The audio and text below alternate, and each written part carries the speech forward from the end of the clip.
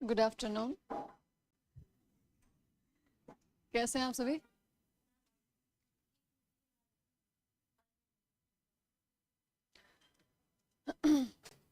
आप कहाँ थे भाई इतने दिनों से? हाँ, वो तो हमें पता है, क्लास में नहीं थे ना। चलिए, तो लास्ट क्लास में जो हमने पढ़ा समझ में आया था सारा? हाँ, रिवाइज करके देखा था? कोई डाउट? नहीं? चलो, तो आज भी हमारा वही टॉपिक है, कल वाला टॉपिक है, सामाजिक और धार्मिक सुधार आंदोलन, और इसी का पार्ट 2 है आज। तो हेडिंग लिखिए।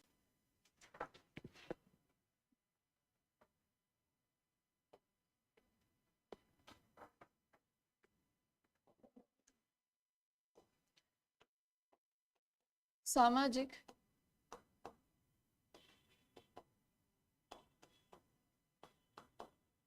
धार्मिक सुधार आंदोलन।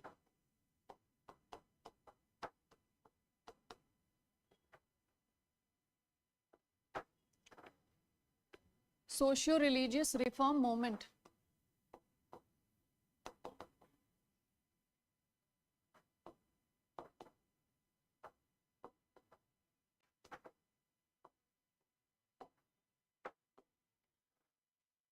तो इस टॉपिक में हम सामाजिक और धार्मिक इन दो क्षेत्रों में सुधारवादी जो आंदोलन चलाए गए उनकी चर्चा कर रहे थे, उनके बारे में पढ़ रहे थे। और ये जो रिफॉर्म मूवमेंट है, ये जो शुरू हुआ था रिफॉर्म मूवमेंट, ये किस समय में शुरू हुआ था? 18वीं और 19वीं शताब्दी। कल मैंने आपको एक क्वेश्चन दिया था, और क्वेश्चन में मैंने पूछा था क्या भारत में 18वीं 19वीं शताब्दी में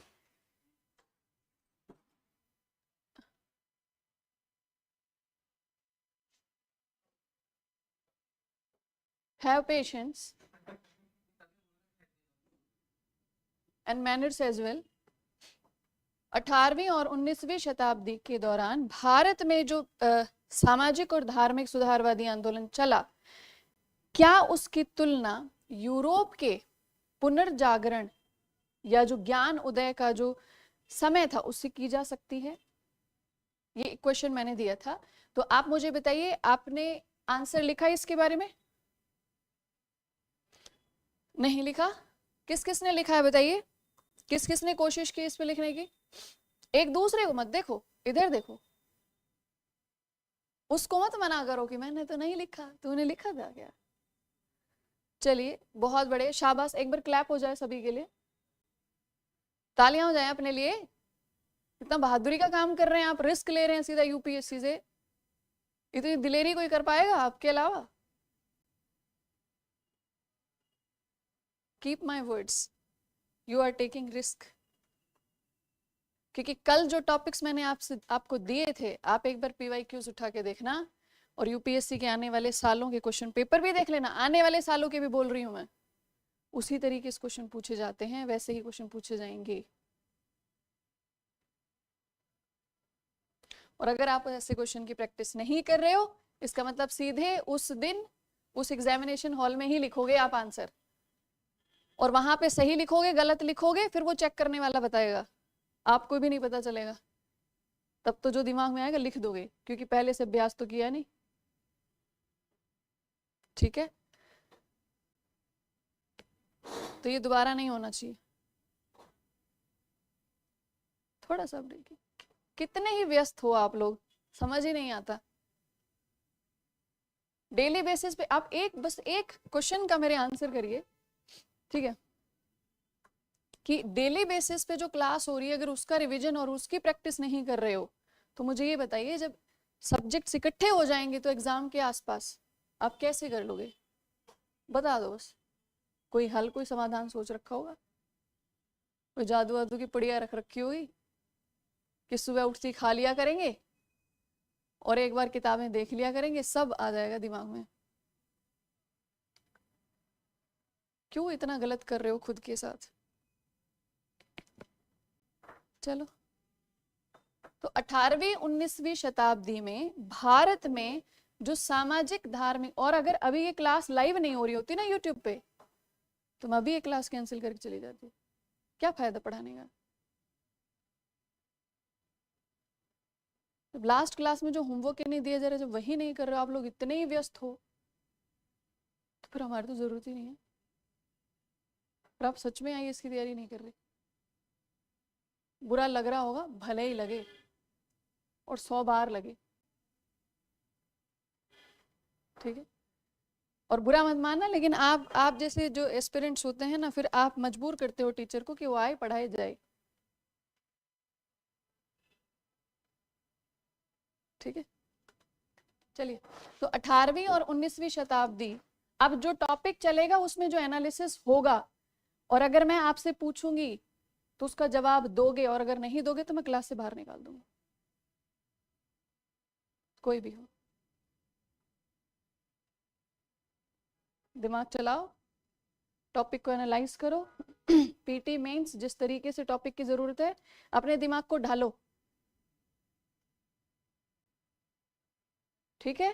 क्लास में हो, टॉपिक को समझ रहे हो, डिस्कशन हो, जब पूछा जाए तो बताने की कोशिश करिए। क्या होगा? गलत ही होगा ना, पर बोलना तो पड़ेगा, बताना तो पड़ेगा, भले ही गलत हो। जब तक बताओगे नहीं, समझ में ही नहीं आएगा सही बताया गलत बताया, ठीक है। ऐसे चुपचाप ऐसे बुत बन के नहीं बैठना क्लास में, लगना चाहिए क्लास आईएएस एस्पिरेंट्स की क्लास है। अपने व्यवहार में लेकर आइए उन चीजों को, अपने वो गुण लेकर आइए अपने अंदर, ठीक है। तो 18वीं 19वीं शताब्दी में या इस दौरान भारत में, बहुत ध्यान से समझना, भारत में सामाजिक और धार्मिक, इन दोनों ही क्षेत्रों में, सामाजिक और धार्मिक, सिर्फ शब्द मत समझना इनको, सामाजिक और धार्मिक क्षेत्रों में जो सुधार हुए, उन सुधारों के लिए मैंने आपसे क्वेश्चन पूछा था, क्या पुनर्जागरण से उसकी तुलना की जा सकती है? तो पुनर्जागरण में क्या था? पुनर्जागरण में भी व्यक्ति ने समाज और धर्म के कारण जो बुराइयां समाज में फैली हुई थी, व्यक्ति के ऊपर समाज ने और धर्म ने जो प्रभाव बना के रखा हुआ था, उसकी सोच को सीमित करके जो रखा हुआ था। पुनर्जागरण का मतलब ही क्या होता है? दोबारा से जागना। तो मतलब सो रहे थे, पहले जगे हुए थे, फिर बीच में सो गए, फिर दोबारा जगाया जा रहा है। तो वो सोने का मतलब ये नहीं है कि आंखें बंद कर रखी थी। एक होती है आंखें खोलना, आंखों से देखना, एक होता है दृष्टि, कि देखकर समझना, समझने की क्षमता रखना। तो पुनर्जागरण में ये इस बात के ऊपर दबाव डाला गया, इस बात पर लोगों का ध्यान दिया गया कि आपसे समाज और धर्म दोनों क्षेत्रों में जो भी बताया समझाया जा रहा है, जो भी रीति रिवाजें आपके ऊपर लागू की जा रही हैं, थोपी जा रही हैं, धर्म के बारे में जो बता रखा है, आप उसको एज इट इज आंखें बंद करके, ठीक है, उसका अनुसरण करने के बजाय एक बार सोच के देखिए कि उसके पीछे कारण क्या है, लॉजिक क्या है। तो व्यक्ति की जो सोच थी ना, उसको बंधनों से, अंधविश्वास से मुक्त कर कर सोचने की तरफ आगे बढ़ाया जा रहा था। पुनर्जागरण की सोचो, और अगर आपके अंदर कोई क्षमता है, कोई कौशल है, और आपको लगता है कि मैं उसमें बेहतर कर सकता हूं, तो आप करिए अपने क्षेत्र में, अपनी रुचि के अनुसार, अपनी योग्यता के अनुसार आप काम करिए। और जब आप वो काम करोगे, तब देखो कि जो आपकी रुचि के हिसाब से जो काम होता है, उसका जो परिणाम होगा, रिजल्ट होगा, वो कैसा होगा? बहुत बेहतरीन। बजाय इसके कि धर्म आपको कहे कि आप ये काम नहीं कर सकते। आप सोच के देखिए, जब पुनर्जागरण हुआ था तो उस समय उसके प्रसार के लिए, लोगों तक, जन जन तक उसे पहुंचाने के लिए किसको माध्यम बनाया गया? साहित्य को, है ना। साहित्य की रचना हुई, मतलब लिखित रूप में वो जो बातें थी, वो जो दर्शन था, जो विचार हुआ करते थे, उन विचारों को लोगों तक पहुंचाया पेंटिंग के थ्रू, मतलब चित्रकला के माध्यम से। चित्रकला के माध्यम से लोगों ने अपने भावों को अभिव्यक्त किया, ठीक है। उसके साथ साथ स्कल्पचर मतलब मूर्ति कला के माध्यम से भी उन्होंने क्या किया, अभिव्यक्त किया। चाहे मूर्ति कला हो, चित्रकला हो, साहित्य हो, ये सारी चीजें क्या होती हैं, ये अभिव्यक्ति के माध्यम होते हैं कि आपके मस्तिष्क में, आपके मन में जो चल रहा है ना, उस भाव को आप अभिव्यक्त अगर करोगे तो कैसा रूप दोगे। अगर आपके मन में ये चल रहा है कि मेरे समाज में बहुत बुराइयां हैं, तो आप जो पेंटिंग बनाओगे उसमें समाज की बुराई को उसमें शामिल करोगे, दिखाओगे कि देखो ये बुराई है। एक पेंटिंग को देखकर, किसी चित्र को देखकर आप अनुमान लगा सकते हो कि ये कहना क्या चाह रहा है। चित्र बोलता है क्या, आवाज आती है उसमें, लेकिन फिर भी हम क्या कहते हैं, चित्र बोलता है। क्यों, कैसे बोलता है, एक्सप्रेशन से बोलता है, अपने भाव से बोलता है। वो भाव कौन देता है उसमें, चित्र बनाने वाला देता है। वो जो भाव था वो उस चित्र का भाव है कि बनाने वाले का भाव है, बनाने वाले का भाव है। और वो सिर्फ उस बनाने वाले का भाव है या समाज का भाव है, बताइए, समाज, ठीक है। तो पुनर्जागरण के समय में भी लोगों को प्रेरित किया गया कि आप अपनी रुचि के हिसाब से अपने आप को अभिव्यक्त करें, बंधनों को तोड़ें, उससे बाहर निकलिए, अपनी सूझबूझ का इस्तेमाल करो, सही और गलत का चयन करो, और फिर किसी भी चीज को एक्सेप्ट करना है नहीं करना है फिर डिसाइड करो, मानना है नहीं मानना है, किस सीमा तक उसे स्वीकार करना है, ये आपका निर्णय होना चाहिए, व्यक्ति का निर्णय होना चाहिए। इसी तरीके से अगर आप 18वीं 19वीं शताब्दी के भारत में जो सुधारवादी आंदोलन चला, वो भी क्या था, एक विचार था। लोगों को सोचने पर मजबूर किया गया कि जो हमारे समाज में और हमारे धर्म में, देखो यहाँ पे दो शब्द हैं, एक तो सामाजिक मतलब समाज से जुड़ा हुआ, धार्मिक मतलब धर्म से जुड़ा हुआ। और अगर हम इन दोनों क्षेत्रों में सुधार की बात करते हैं, इसका मतलब समाज में और धर्म में कहीं ना कहीं बुराइयां थी, है ना। और उन बुराइयों की ओर लोगों को बताया गया, समझाया गया कि देखिए ये बुराई है और हम बुराइयों का अनुसरण कर रहे हैं, we are practising evils, we are following evil practices. अब ऐसा तो था नहीं कि उस समय लोगों को ये समझ में नहीं आ रहा होता था कि ये गलती, ये गलत है, ये बुराई है। लेकिन एक तो सिर्फ उसे सिर्फ कह देना कि बुराई है, और एक उस चीज को महसूस करना कि बुराई है, और महसूस करने के बाद वो काम दोबारा ना करना। सुधार तब होता है, सुधार से विचार थोड़ी इतना थोड़ी होता है कि हाँ हाँ बुराई तो है। तो ये जो हमारे इस समय में जो आंदोलन चला, आंदोलन मतलब एक सतत प्रक्रिया, एक कॉन्टिन्यूअस प्रोसेस ऑफ चेंज, परिवर्तन की एक बड़ी प्रक्रिया थी, जहां बहुत सारे लोगों ने इस विचार का अनुसरण किया, समर्थन किया, इसको आगे बढ़ाया, अपने अपने क्षेत्र की बुराइयों का उन्होंने सामना किया, उनको दूर करने के प्रयास किए।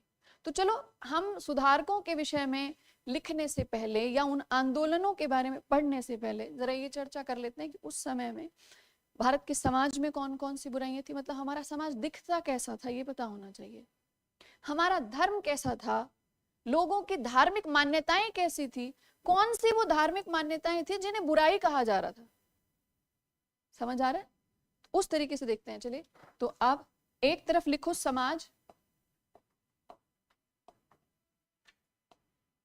और एक तरफ लिखिए धर्म।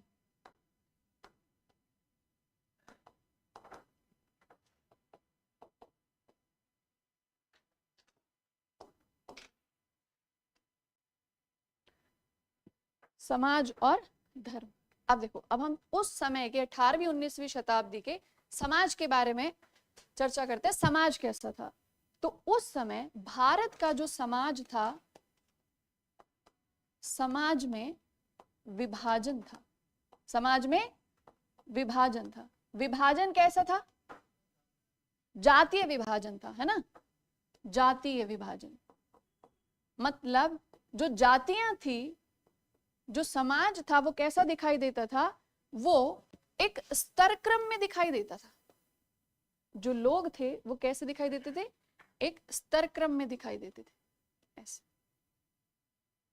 और ये स्तर क्रम में क्या होता था? सबसे ऊपरी स्तर पर जो लोग थे वो अपने आप को क्या कहते थे कि वो उच्च जाति के लोग हैं, और इस तरीके से ये फिर स्तर क्या होता जाता था, निम्न होता चला जाता था, और फिर जो सबसे निचले पायदान पे थे उनको निम्न जाति कहा जाता था। निम्न मतलब यहाँ पे जो व्यक्ति बैठा है उसके खुद के कार्य, मतलब उसके कामकाज, उसका व्यवहार, उसका विचार, उसका बातचीत करने का तरीका, उसके गुण चाहे कितने भी गिरे हुए क्यों ना हो, उसका व्यक्तित्व कितना भी गिरा हुआ क्यों ना हो, लेकिन जन्म से अगर वो उच्च जाति में है तो वो उच्च रहेगा।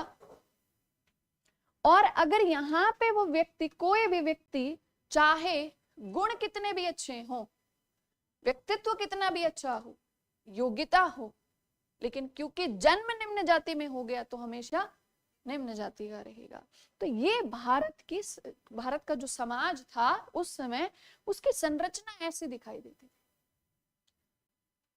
ठीक है, देखो सामाजिक संरचना एक शब्द है, सामाजिक ढांचा एक शब्द है, इसको समझा कैसे जाता है, इसको अप्लाई करना इंडियन सोसाइटी में भी आप इसको अप्लाई कर सकते हो। कैसे?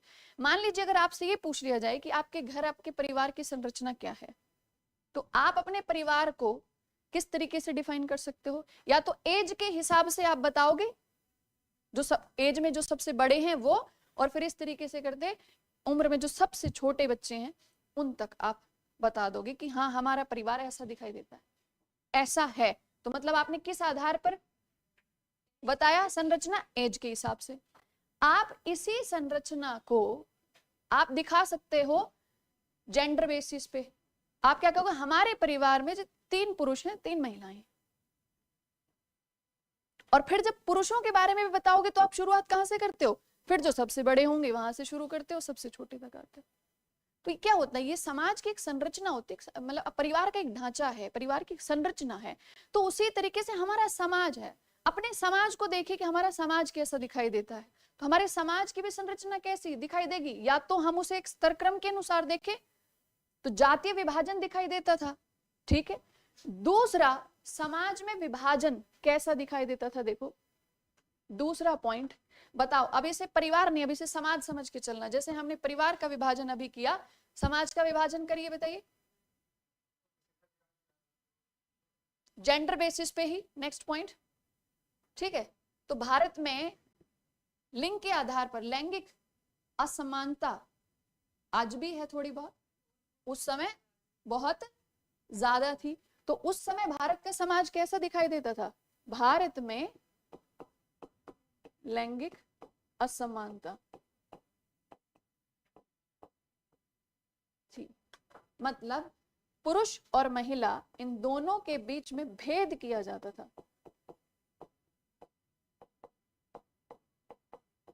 के अधिकारों में भेद था।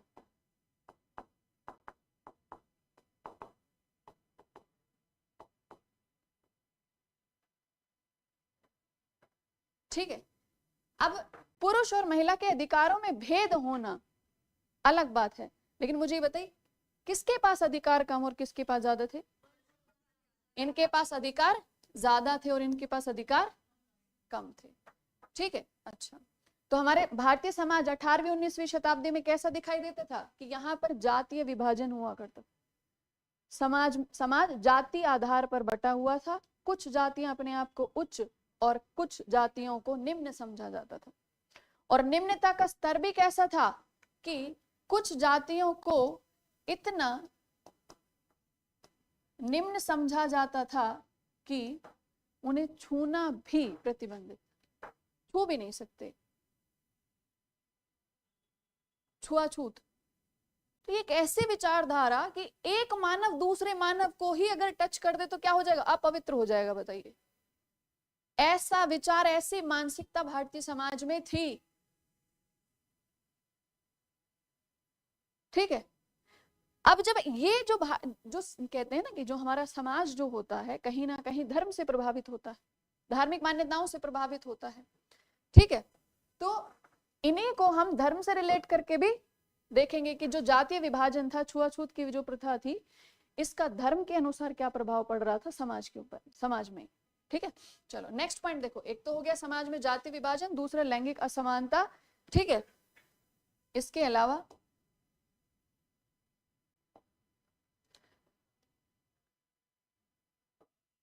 शिक्षा का जो स्तर था वो भी कैसा था, बहुत कम। हाँ, क्योंकि देखो लॉजिक क्या होगा इसके पीछे, बताइए, कौन बताएगा? शिक्षा का स्तर बहुत कम होना 18वीं 19वीं शताब्दी के आसपास, बहुत कम लोग ही ऐसे तो जो शिक्षा ग्रहण करते थे, एजुकेशन की तरफ जाते थे, बहुत कम लोग होते थे। क्यों, ऐसा कारण बताइए, सोचो, बेफिक्र, डरो मत, घबराओ मत, जो आप सोच रहे हो ना उसमें से सही आंसर निकले। और सोचो, और सोचो, एग्रीकल्चर, क्योंकि आर्थिक क्रियाएं, जो अर्थव्यवस्था का जो मुख्य साधन था, स्रोत था, वो क्या था, कृषि। और कृषि कैसा है, परंपरागत काम है, जिसके लिए किसी विशेष शिक्षा की जरूरत नहीं है। बच्चा अपने पिता के साथ खेत में जब काम करता है ना तो उसी से सीख जाता है कि कैसे काम करना है। और कृषि क्षेत्रों में ज्यादा से ज्यादा मैन पावर की जरूरत होती है। तो परिवार क्या सोचते थे कि जितना बड़ा परिवार हो उतना अच्छा है। समझिए इस बात को, जितना बड़ा परिवार हो उतना अच्छा है। परिवार के सभी लोग काम पे जाएंगे तो बाहर से मदद कम लेनी पड़ेगी, खर्चा कम करना पड़ेगा, उत्पादन ज्यादा होगा। और कृषि के लिए किसी विशेष शिक्षा की जरूरत नहीं पड़ती थी। इसीलिए ज्यादा से ज्यादा कृषि क्षेत्र में, अरे कहाँ जाओगे पढ़ने के लिए, चलो खेत में जाओ, काम करो, ऐसा होता था ना। तो इसीलिए भारत में शिक्षा का स्तर भी बहुत कम था। अब जब शिक्षा का स्तर बहुत कम था तो बताइए इसी का एक परिणाम क्या होगा। जब शिक्षा का स्तर कम होगा, वेरी गुड, तो रूढ़िवादी समाज ज्यादा होगा, रूढ़िवादिता ज्यादा थी, बहुत बढ़िया। और बताइए, ठीक है, धर्म का प्रभाव ज्यादा था। और बताइए,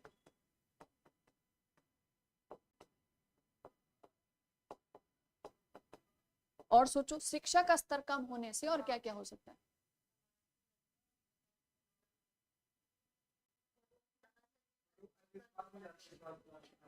हाँ ठीक है, वेरी गुड, अंधविश्वास यहाँ पे शब्द लिख देती हूँ। और सोचो,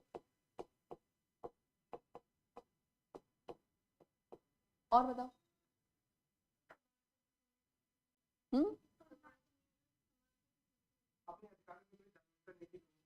जागरूकता की कमी,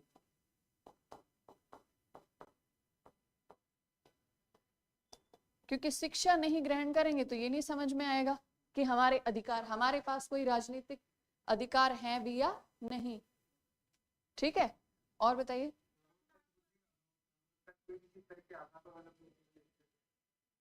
इसी में शामिल कर लें उसको, ठीक है, ठीक है। तर्क और विवेक का उपयोग कम करते थे। और बताइए,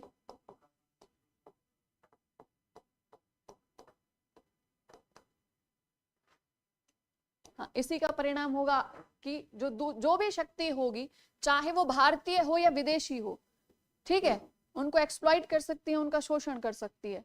ठीक है, और बताइए, शिक्षा का स्तर कम होने से, हाँ ठीक है, चलिए, स्वास्थ्य का स्तर भी हम कम कम कर देते हैं। ठीक है, भी कम। और बताइए, जो स्वास्थ्य कम रहेगा तो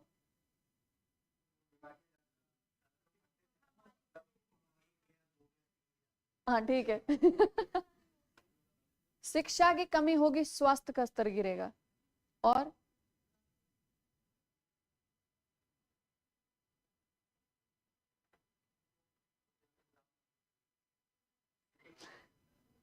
और सोचिए, जब कृषि क्षेत्र में लगे हुए हो, शिक्षा का स्तर कम है, ठीक है, इसका मतलब यह है कि आगे आने वाली पीढ़ियां भी उसी काम में लगी रहेंगी। कुछ नया आप नहीं कर पाओगे, कुछ बाहर नहीं निकल पाओगे। अपने विचार नहीं बदल सकते, विचार वैसे ही बने रहेंगे। ठीक है, चलिए, तो ये हो गया शिक्षा का स्तर कम होना और उससे ये इतने सारे दुष्परिणाम सामने आए। ठीक है, अब एक बात बताइए, किसी देश की अधिकांश जनसंख्या अगर कृषि क्षेत्र में शामिल हो और उनमें से भी अधिकांश लोग अगर अशिक्षित हो या शिक्षा का स्तर उनका कम हो और उनमें से अधिकांश लोगों का स्वास्थ्य स्तर भी कम हो, स्वास्थ्य कम होगा तो जीवन प्रत्याशा भी कम होगी, तो ऐसे देश की शक्ति कम होगी कि ज्यादा होगी? कम होगी, क्योंकि देश का विकास किस पर निर्भर करता है? उसके मानव संसाधन पर निर्भर करता है। उस देश में प्राकृतिक संसाधन चाहे कितने भी भरे हुए हों, प्राकृतिक संसाधन का उपयोग तो मानव करेगा ना, समझ रहे हो? चाहे संसाधनों का भंडार हो, लेकिन उनका उपयोग करने वाला मानव संसाधन ही अगर कमजोर है, उसे ही नहीं पता कि ये प्राकृतिक संसाधन है, इसका उपयोग करके तरक्की की जा सकती है, डेवलपमेंट की जा सकती है, तो वो कोई उसका अर्थ नहीं। ठीक है, अच्छा, तो ये भारतीय समाज था। क्लियर? अब जब शिक्षा का स्तर कम होगा, जागरूकता की कमी होगी, मानव अधिकारों की जानकारी नहीं होगी, तो इंसान क्या करता है? सही और गलत का निर्णय लेने में सक्षम कम होता है। और हमेशा एक चीज देखना, कृषि प्रधान जो क्षेत्र होंगे, आज भी जहां पर कृषि प्रधानता है, उन ग्रामीण क्षेत्रों में आप देखिए, वहां पर समाज का प्रभाव बहुत ज्यादा है। समाज का जो प्रभाव होता है वो बहुत ज्यादा होता है। मतलब क्या? वहां पर जो भी निर्णय लिए जाते हैं वो समाज के बारे में सोचकर लिए जाते हैं, ना कि व्यक्ति के बारे में सोचकर। ठीक है, अब जब समाज का प्रभाव बहुत ज्यादा होगा तो क्या होगा? एक दूसरे की देखा देखी जो प्रथाएं हैं वो आगे बढ़ती रहती हैं, और इन सब का मिला जुला जो दुष्परिणाम सामने आया, जो बुराई इसकी सामने आई, वो ये कि भारतीय समाज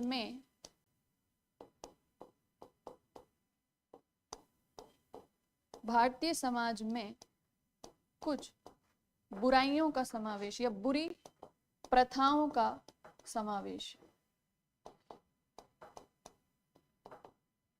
जैसे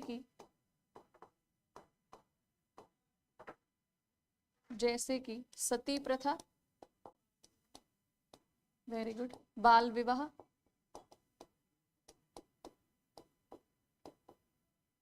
कन्या हत्या,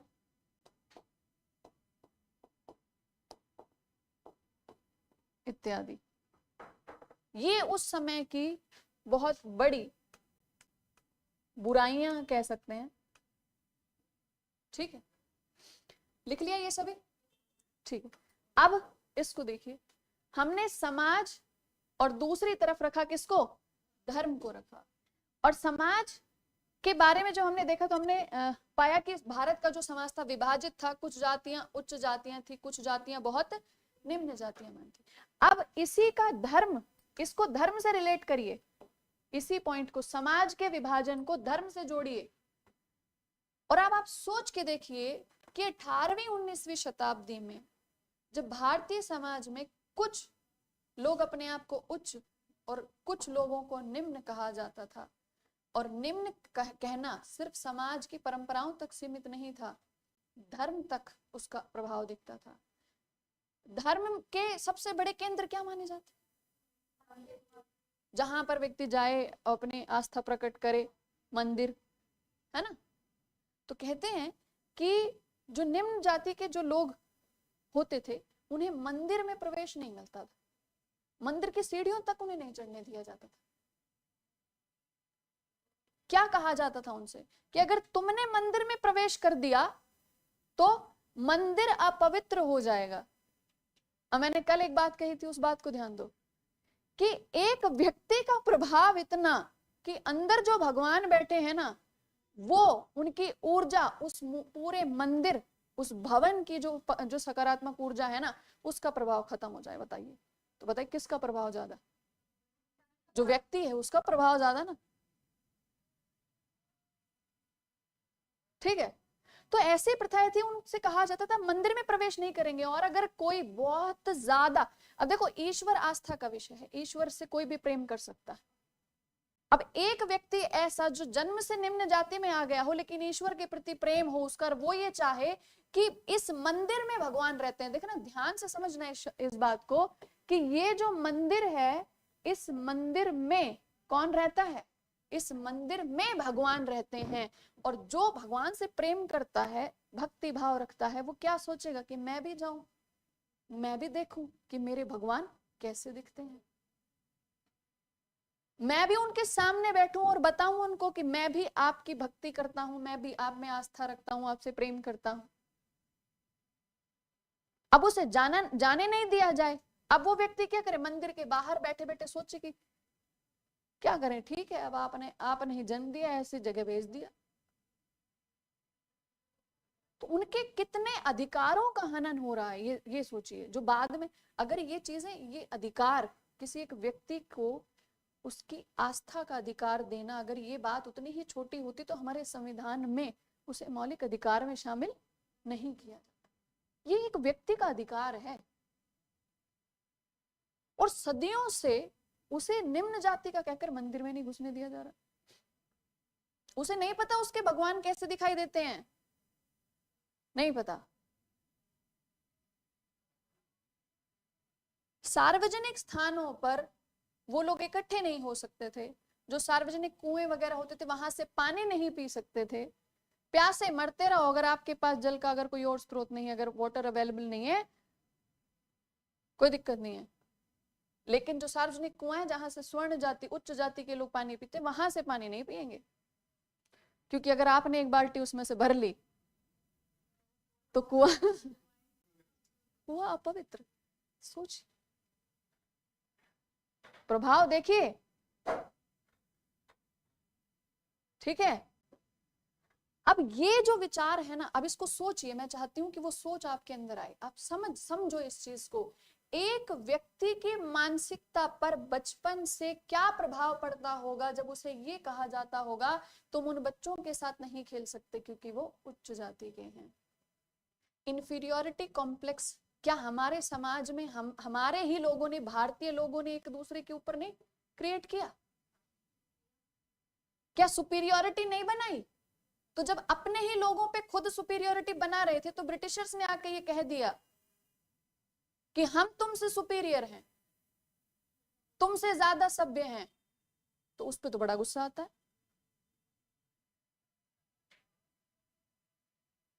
मतलब भारतीय को मारे चलेगा, तो गलत तो हर जगह गलत है ना। जो गलती है, जो बुराई है, वो तो बुराई है। बुराई की फिर शक्ल नहीं होती कि गोरे ने अगर असभ्य कह दिया तो ये ज्यादा बुरा है, इसने कैसे कह दिया। हम भारतीय, हमारा समाज, हमारी संपत्ति,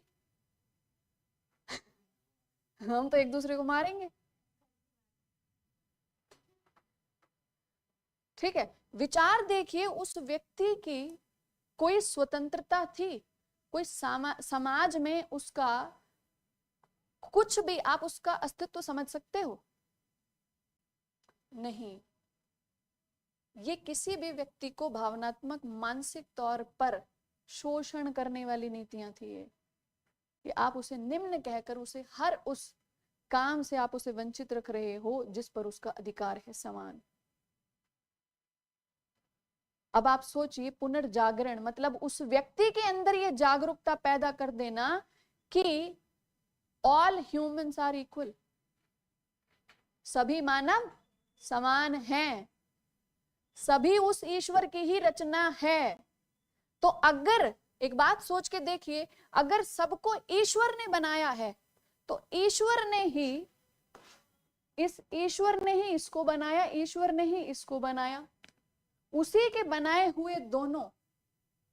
तो आप क्या कहना चाहते? अपने ईश्वर पे कितना बड़ा क्वेश्चन मार्क लगा दिया कि उसी का एक काम इतना छोटा, उसी की एक रचना इतनी निम्न कि उसे छुआ नहीं जा सकता।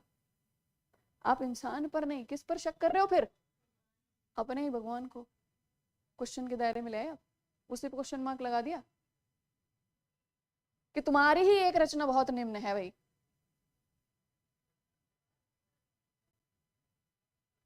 ठीक है, ये जागरूकता, ये विचार आने लगे।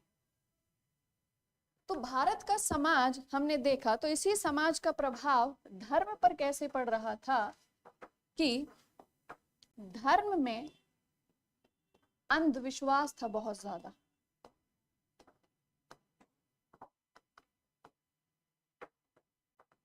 धर्म में अंधविश्वास था। दूसरा, जो धार्मिक मान्यताएं थी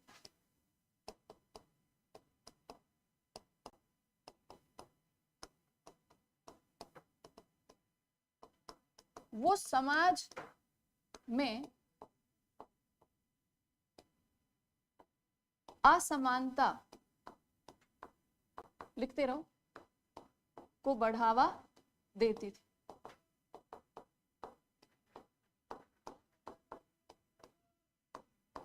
धर्म के लिए क्या कहा जाता था?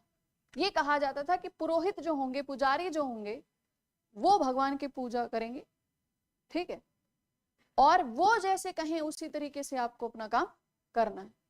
उन्होंने जिस मुहूर्त में उठने का बोला है उसी मुहूर्त में उठना पड़ेगा, उसी समय पूजन करोगे तो लाभ होगा।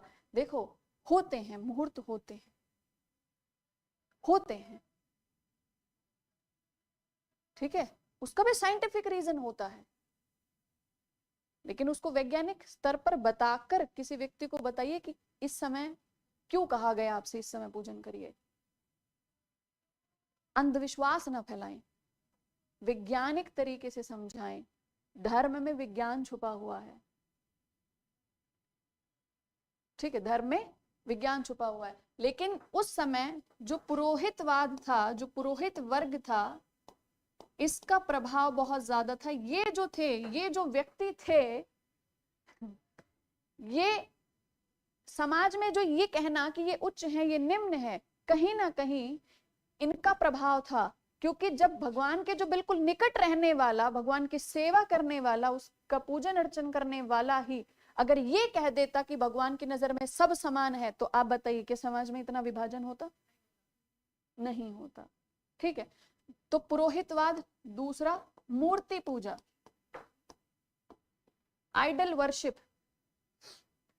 मूर्ति पूजा का प्रचलन था भारतीय समाज में, आज भी है। मूर्तियां कहां स्थापित की जाती थी? मुख्य रूप से मंदिरों में। इसका मतलब भगवान कहां है? मंदिर में। अब भक्ति आंदोलन को याद करोगे तो भक्ति आंदोलन के जितने भी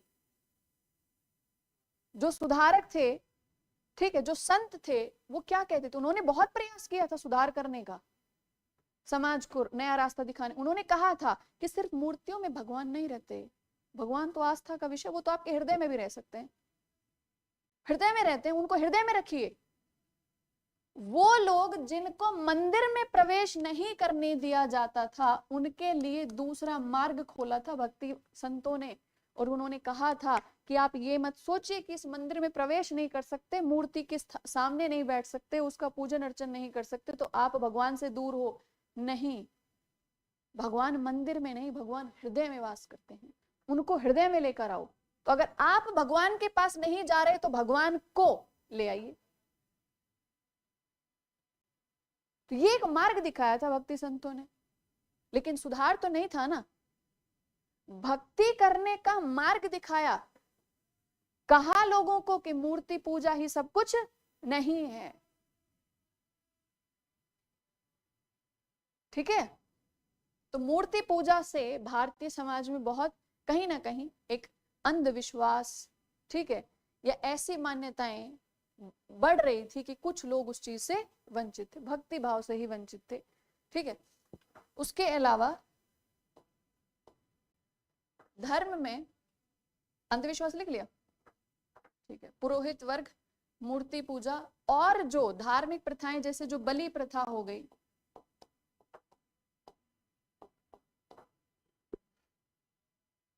सेक्रीफाइस, और अन्य जो परंपराएं या रीतियां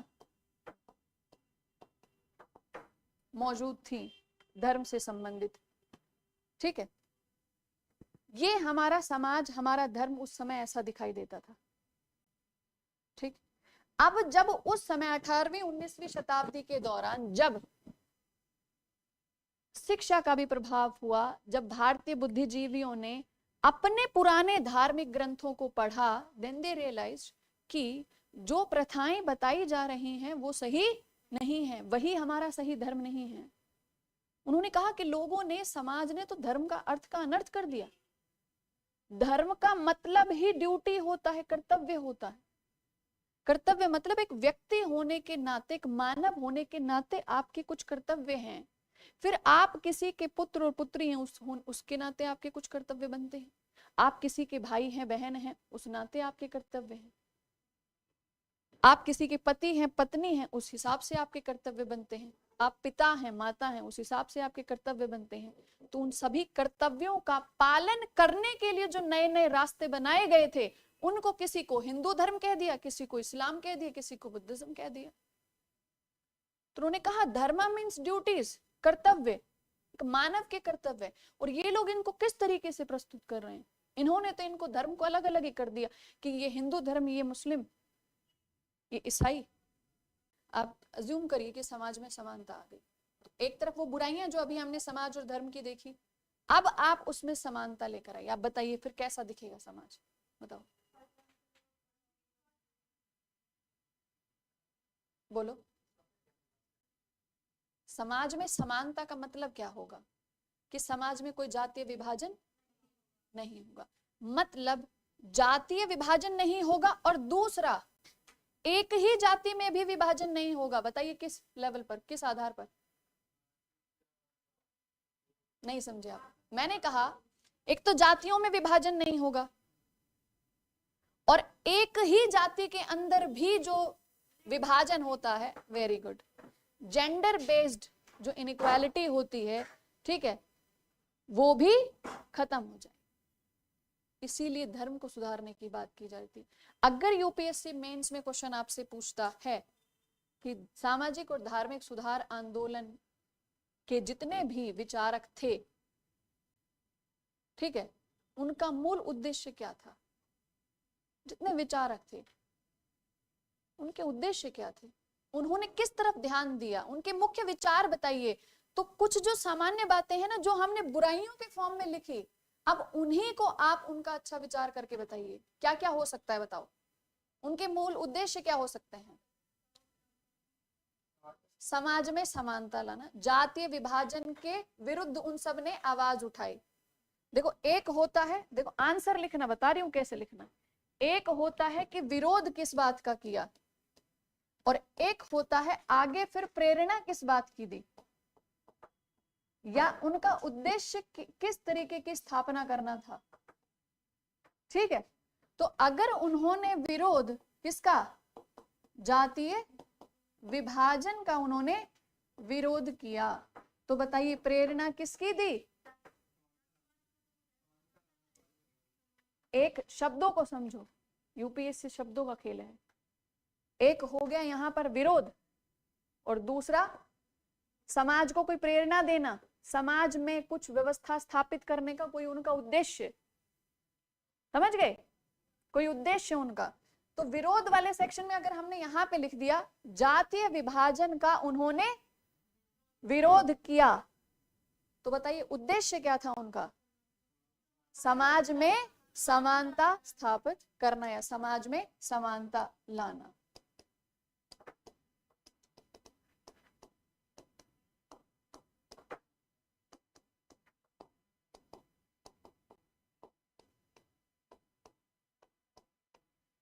अच्छा, सेकंड पॉइंट, विरोध किस चीज का किया और बताइए?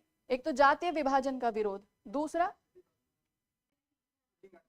हाँ एक एक पॉइंट आगे चलते रहिए। लैंगिक आधार पर जो विभाजन था उसके लिए उन्होंने उसका विरोध किया।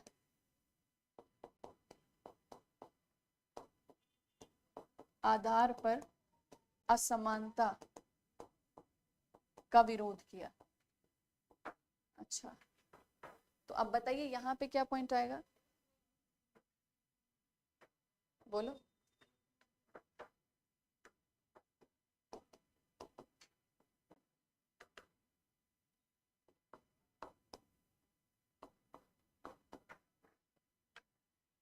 महिलाओं और पुरुषों के बीच समानता।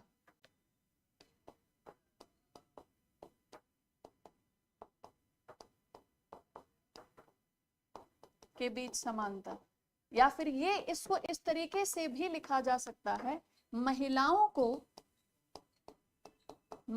को समानता का अधिकार दिलाना।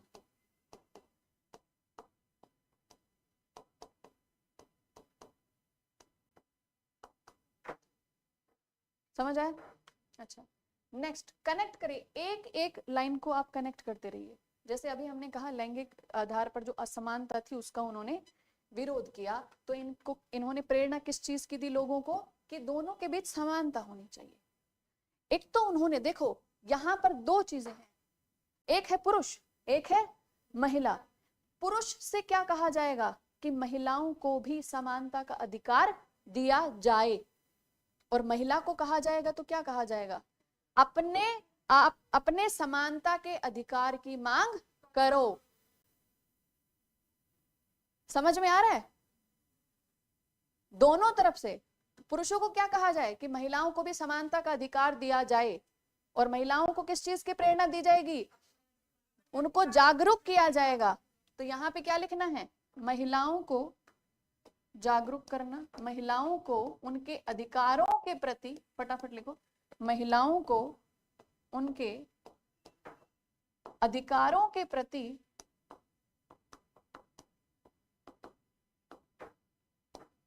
जागरूक करना। ठीक है, समझ में आ रहा है? अच्छा, अब और किस चीज का विरोध किया जाएगा, बुराइयां याद करो, ये देखो,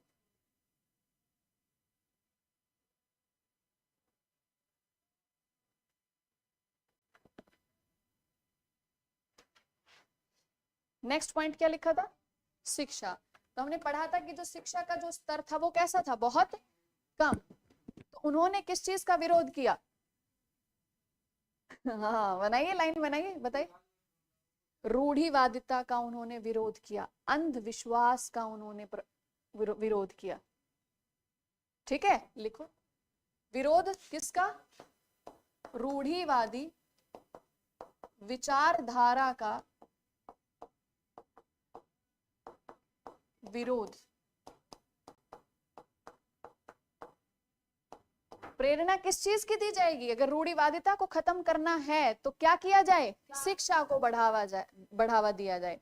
तो यहाँ पे नेक्स्ट पॉइंट क्या हो जाएगा, शिक्षा के प्रति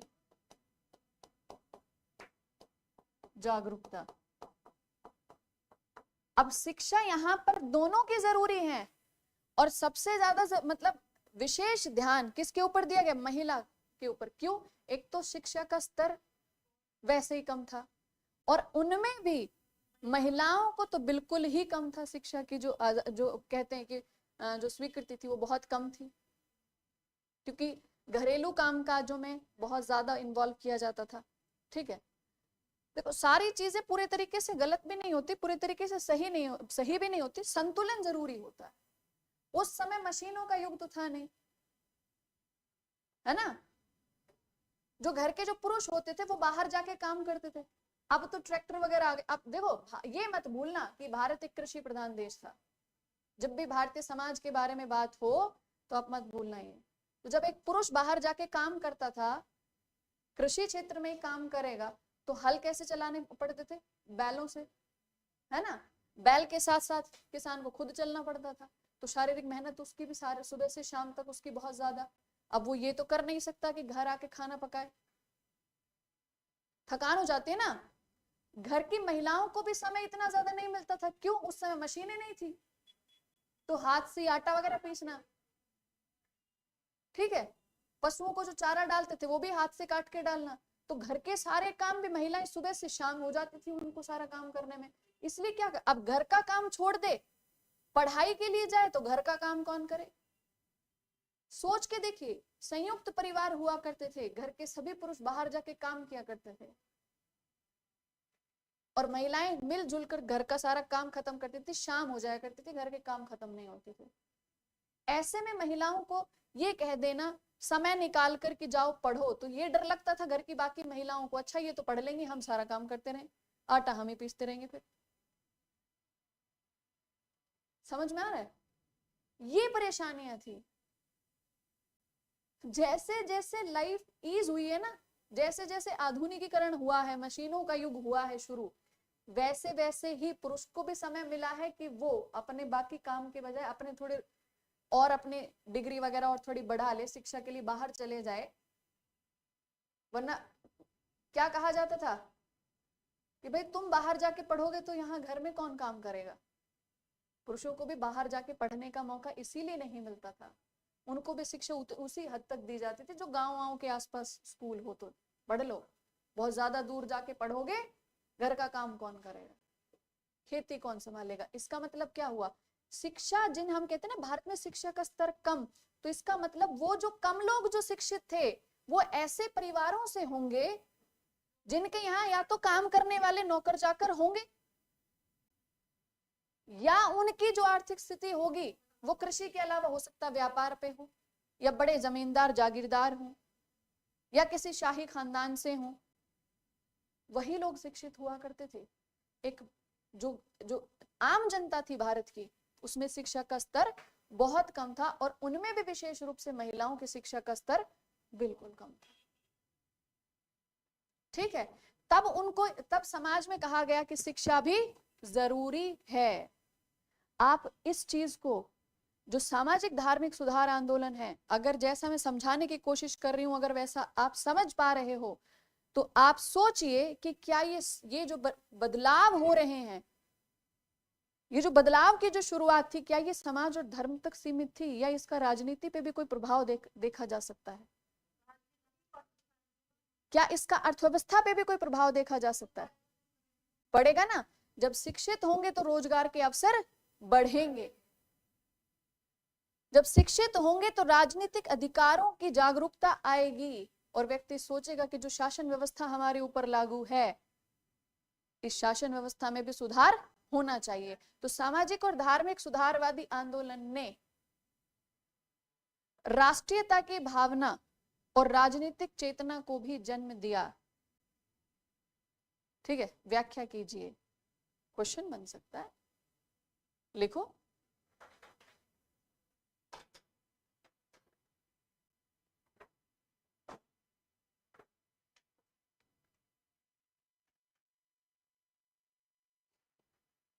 ऑनलाइन में भी सभी को गुड आफ्टरनून, नमस्ते।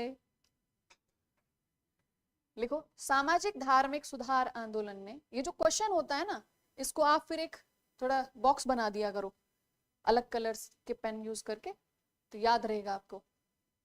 सामाजिक धार्मिक सुधारवादी आंदोलन ने या सुधार आंदोलन ने, दोनों सही है बेटा,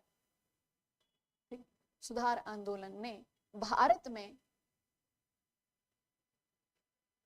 राष्ट्रीयता और राजनीतिक चेतना को भी जन्म दिया।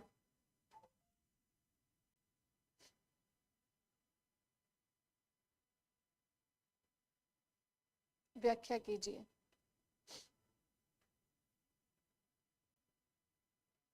अब देखो सोचना कैसे है आपने इस क्वेश्चन के लिए। जहां शब्द आया है राष्ट्रीयता, अंडरलाइन करिए उस शब्द को। राष्ट्र मतलब पूरा देश, एक इकाई। समझ में आ रहा है? राष्ट्र का मतलब पूरा देश, एक इकाई। इसका मतलब क्षेत्रीयता से बाहर निकलने की बात की गई। तो बात बताइए, सामाजिक और धार्मिक सुधारवादी आंदोलन क्षेत्रीयता से कैसे बाहर निकले? बताइए कैसे सामाजिक और धार्मिक सुधारवादी आंदोलन ने क्षेत्रीयता से परे होकर राष्ट्रीयता की बात करी, या राष्ट्रीयता को प्रेरित किया? बताएं, सोचो, थोड़ा सोचो। पीछे सीट अलग अलग करा दूंगी दोनों, हाँ ना, और सोचो। मैंने कहा ध्यान से शब्दों को सुनो।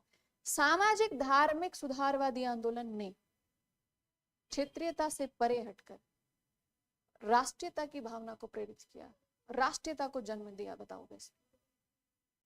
हाँ हाँ बोलो।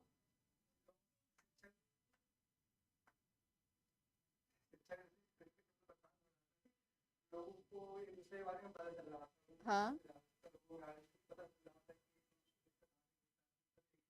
ठीक है, और आपकी इसी लाइन में आप आंसर तक पहुंच सकते हो। आपने कहा लोगों को एक दूसरे क्षेत्र के बारे में पता चल रहा था, एक दूसरे क्षेत्र के बारे में पता चल रहा था।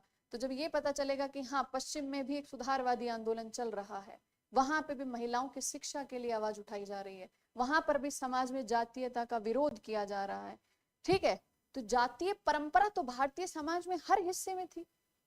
तो क्या सोचा जाएगा कि ये कोई क्षेत्रीय समस्या नहीं है, ये राष्ट्रीय स्तर की समस्या है। ये ऐसा नहीं है कि पूर्वी भारत की है, महाराष्ट्र क्षेत्र की है, बंगाल की है, उत्तर की है, दक्षिण की है। ये क्षेत्रीय समस्याएं नहीं है, ये तो पूरे भारत की समस्या है। मतलब पूरा भारत जो एक इकाई, जो राजनीतिक रूप से ब्रिटिशर्स ने जिसको एक इकाई बना दिया, वहां पर शासन ही एक नहीं है बल्कि समाज भी एक जैसा दिखाई देता है, परेशानियां एक जैसी है, चाहे भाषा सबकी अलग अलग हो। समझ रहे हो?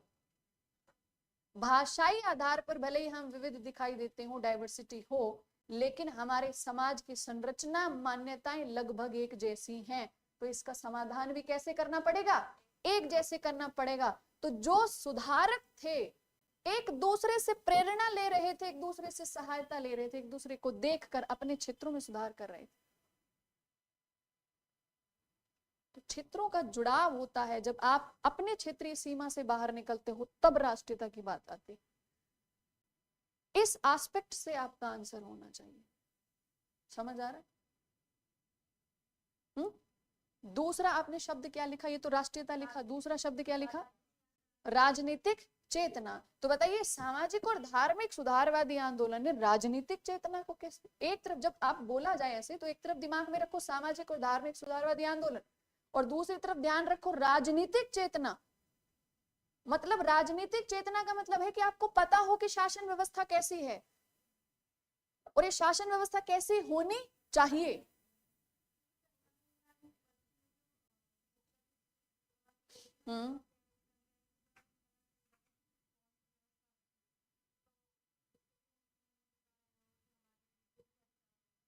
अच्छा चलो इसको ऐसे सोचिए, जब हम भारत के इस सुधारवादी आंदोलन के बारे में पढ़ते हैं तो आपने पढ़ा होगा विलियम बेंटिक ने सती प्रथा उन्मूलन के लिए कानून बनाया, इस प्रथा को रोकने के लिए कानून बनाया था, और उनकी सहायता की थी भारत के समाज सुधारकों ने, राजा राम मोहन रॉय ने। ये कौन थे? समाज सुधारक थे, सामाजिक धार्मिक सुधार आंदोलन के जनक। इन्होंने किसको सपोर्ट किया, किसका सपोर्ट लिया? ब्रिटिश शासन का। तो जब शासन की सहायता से समाज और धर्म की किसी बुराई का अंत किया गया, कानून बनाया गया, तब समझ में आया कि समाज और धर्म की ये जो प्रथाएं हैं, व्यवस्थाएं हैं, ये सिर्फ समाज का मुद्दा है ही नहीं, ये तो शासन का भी मुद्दा है। अब शासन का मुद्दा कैसे? अगर समाज की प्रथाएं, आप एक बात बताइए, सोच के देखिए, you are IAS aspirants, think, समाज की प्रथाएं देश की तरक्की के लिए बाधक हैं या नहीं? क्योंकि अगर समाज में ऐसी प्रथाएं होंगी जहां पे आप अपने समाज को निम्न कह कहकर, एक श्रेणी एक वर्ग को निम्न कह कहकर आप हमेशा उसको सप्रेस करते रहोगे, उसके दिमाग को कभी खुलने ही नहीं दोगे, उसे सही और गलत की सोच आने ही नहीं दोगे, तो ये समझिए कि समाज का इतना बड़ा हिस्सा मानव संसाधन, इतना बड़ा मानव संसाधन तो अपनी योग्यता का कभी उपयोग ही नहीं कर पाएगा। तो जो आर्थिक स्थिति होगी, जिसे आज आप किस नाम से पढ़ते हो? जीडीपी कहते हो, जीडीपी कहते हो, जीएनपी कहते हो। तो आप खुद सोचिए कि जितने भी गुड्स और सर्विसेज हैं, है ना, उन सब का बाजार मूल्य अगर किसी देश की अर्थव्यवस्था का प्रतीक हो सकता है, उसकी बढ़ोतरी का प्रतीक हो सकता है, तो आप सोचिए अगर समाज का एक बहुत बड़ा हिस्सा अपनी रुचि से काम ना कर पाए, अपनी योग्यता का भरपूर उपयोग नहीं कर पाए, समाज के एक हिस्से को शिक्षा से दूर रखा जाए, उसके विचारों को दबाकर रखा जाए, तो गुड्स और सर्विसेज प्रोड्यूस कम होंगी कि ज्यादा होंगी? कम होंगी, बहुत कम। और गुड्स और सर्विसेज बहुत कम प्रोड्यूस होंगे तो उस देश की अर्थव्यवस्था भी कैसी होगी? बिल्कुल सीमित।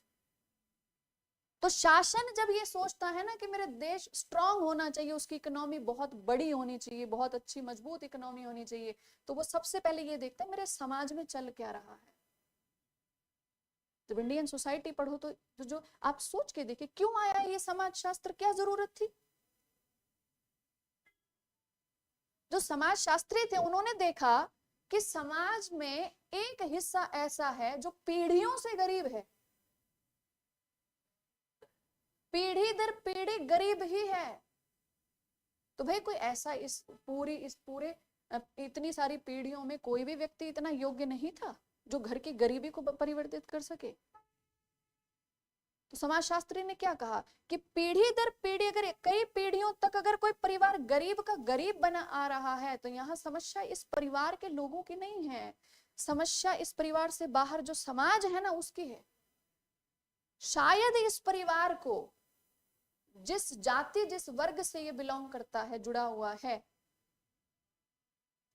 उसके पास संसाधनों की पहुंच ही सीमित है। इसकी मानसिकता को इतना दबाया हुआ है कि कभी इसे ये समझ ही नहीं आ रहा कि तुम भी कुछ कर सकते हो, इस गरीबी से बाहर निकल सकते हो तुम। उसकी सोच को ही बांध दिया। तो समाजशास्त्र है। तो देश का जो शासन होगा, जो राजनीतिक व्यवस्था होती है, जब वो चाहेगी कि हमारा जो देश है उसमें परिवर्तन आए, आर्थिक व्यवस्था मजबूत हो, तो वो ये देखेगी कि यहाँ के लोगों में प्रथाएं कैसी हैं। और इसीलिए ब्रिटिश शासन भी ये कोशिश कर रहा था कि यहाँ पर सोशल चेंजेस होने चाहिए, ताकि यहाँ के ह्यूमन रिसोर्स का भरपूर उपयोग किया जा सके।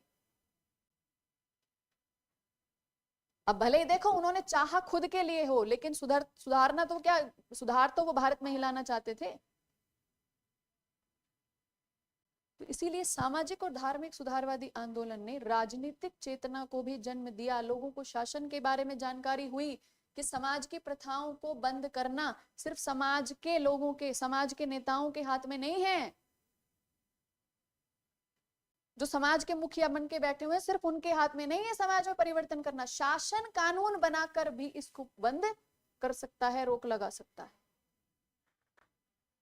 और तब ये सोचोगे शासन ऐसा क्यों करता है, तो देखा गया कि ब्रिटिश शासन है, ब्रिटिश लोगों ने किया। तो मतलब जहां ब्रिटेन की गवर्नमेंट है वहां पर कैसी शासन प्रणाली है? वहां पर लोगों के द्वारा चुनी हुई सरकारें होती हैं, वहां लोकतंत्र है, वहां जनता के पास इतने जागरूकता, इतने अधिकार हैं कि वो अपनी सरकार का चुनाव करते हैं। ये राजनीतिक चेतना आई इससे। समझ में आ रहा है? तो ये जो क्वेश्चंस हम बीच में लिख रहे हैं, इनका आंसर लिखने की कोशिश करनी है आपको। ठीक है, चलो नेक्स्ट। तो यहाँ शिक्षा रूढ़िवादी विचारधारा का विरोध था, तो प्रेरणा और जागरूकता किसके लिए दी गई? उद्देश्य क्या था? शिक्षा के प्रति जागरूकता। ठीक है, अच्छा और बताइए, और किस किस चीज का विरोध किया? सोचते रहिए, बोलते रहिए।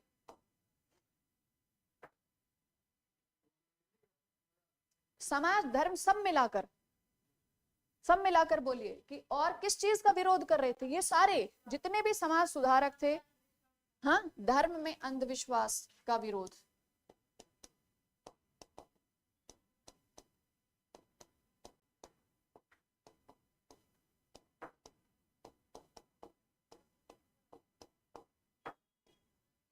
ठीक है, जो धार्मिक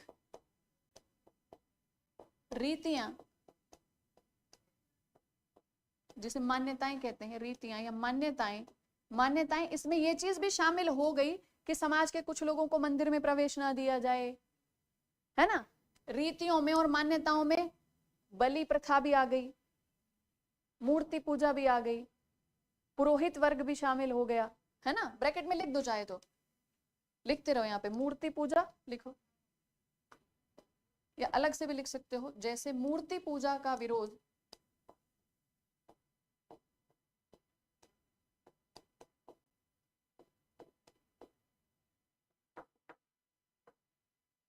ठीक है, बलि प्रथा,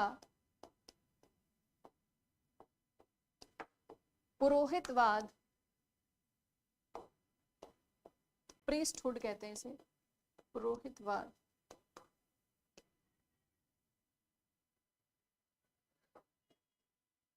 का विरोध,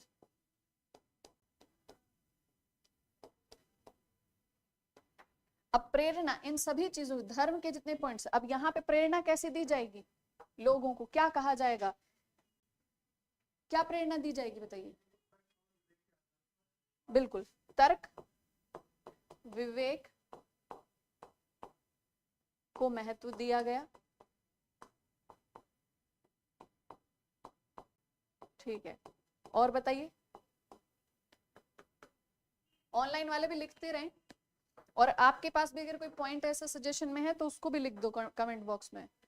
क्लास जितनी इंटरेक्टिव रहेगी ना, आप सोचिए ये सारी चीजें आपको एग्जामिनेशन हॉल में हेल्प करेंगी। अब ये मत सोच के चुप रहिए कि अगर मैंने अपना कोई पॉइंट बता दिया तो सबको पता चल जाएगा, सब लिख देंगे, फिर मेरा एक नंबर कॉम्पिटिटर हो जाएंगे ये। और हो सकता है 4 दिन बाद मैं अपना पॉइंट खुद भूल जाऊं और सामने वाला याद रख ले तो। ठीक है, ऐसा नहीं करना। चलिए बताइए,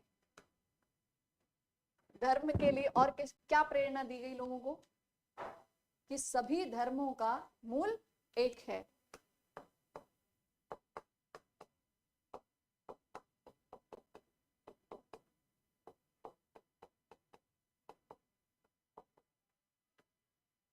ठीक है, और बताइए।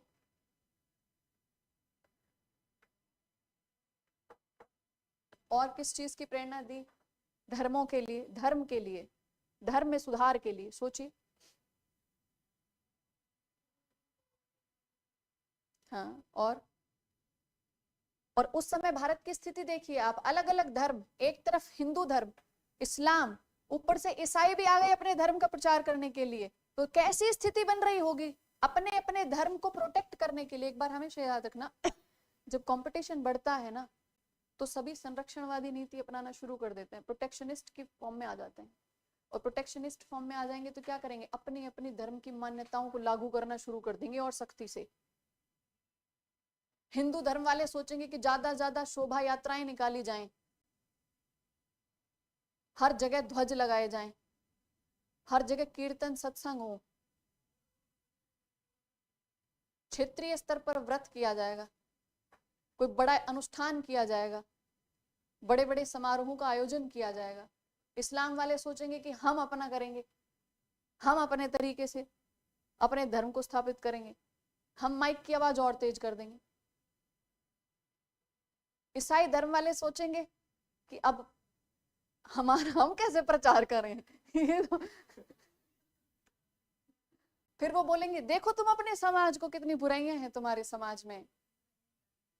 इसीलिए आप देखना साउथ इंडिया में क्रिश्चियनिटी का प्रभाव ज्यादा है, क्योंकि साउथ इंडिया में जो धर्म था ना वो कहीं ज्यादा कट्टर था। साउथ इंडिया में, दक्षिण भारत में सामाजिक जो विभाजन था उसका स्वरूप बहुत ज्यादा गंभीर था।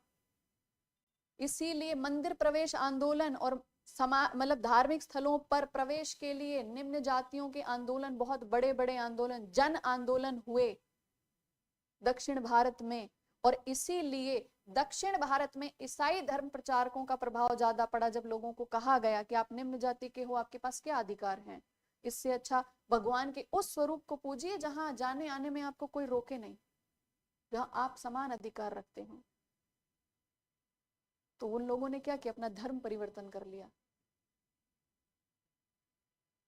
ठीक है, इसीलिए क्रिश्चियनिटी का इफेक्ट आप देखोगे साउथ इंडिया में ज्यादा है। हाँ, बौद्ध धर्म, बिल्कुल, बुद्धिज्म राइज हुआ इसीलिए हुआ ना, क्योंकि वो ब्राह्मणिज्म के अगेंस्ट में राइज हुआ है, उसको क्रिटिसाइज करके राइज हुआ है वो।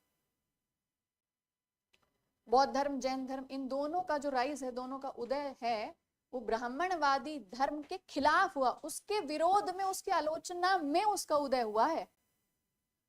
एक डिफरेंट पाथ उन्होंने प्रोवाइड किया था उस समय, ऑल्टरनेट विकल्प, धर्म का एक विकल्प उन्होंने दिया था लोगों को। ठीक है, तो यहाँ पर जब सभी धर्मों का मूल एक है, और अब आप सोचिए कि जब अलग अलग धर्म के लोग होंगे, प्रोटेक्शनिस्ट की फॉर्म में होंगे, तो लोगों के बीच में लड़ाई झगड़े धर्म के नाम पर होने की संभावना गंभीर थी।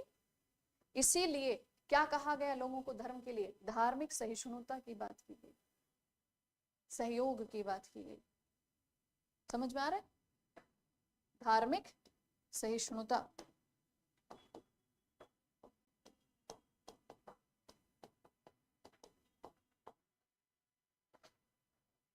एवं आपसी सहयोग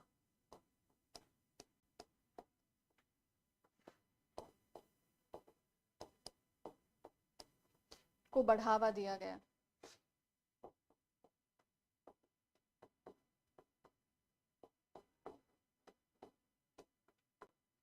बढ़ावा देना इनका उद्देश्य था। क्लियर है? हाँ, अब ये जो पॉइंट्स हैं, इन पॉइंट्स को ही आप अपने एग्जाम का जो क्वेश्चन जो होगा उसके आंसर में यूज कर सकते।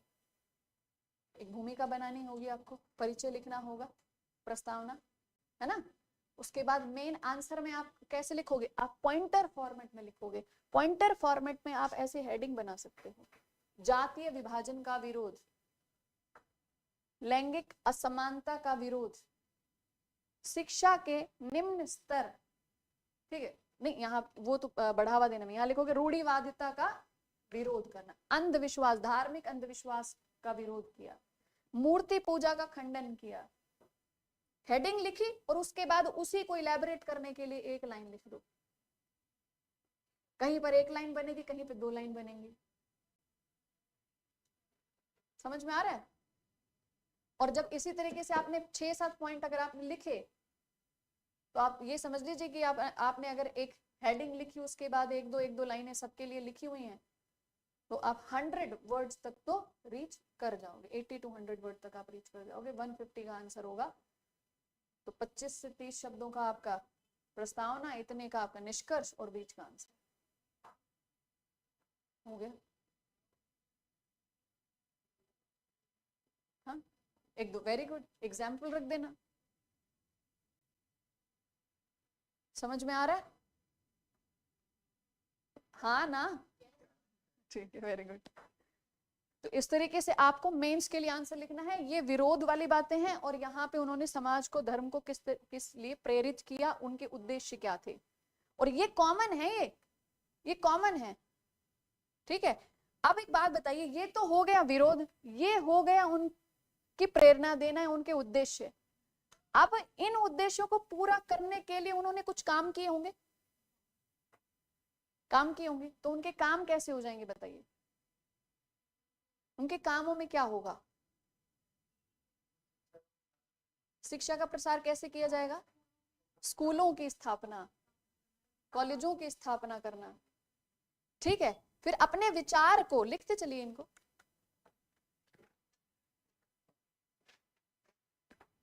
यहां पे लिखो सुधारवादी कार्य।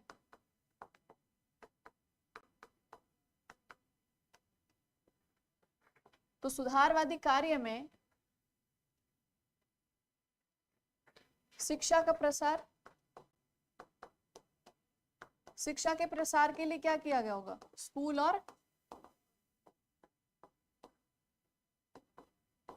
कॉलेज की स्थापना।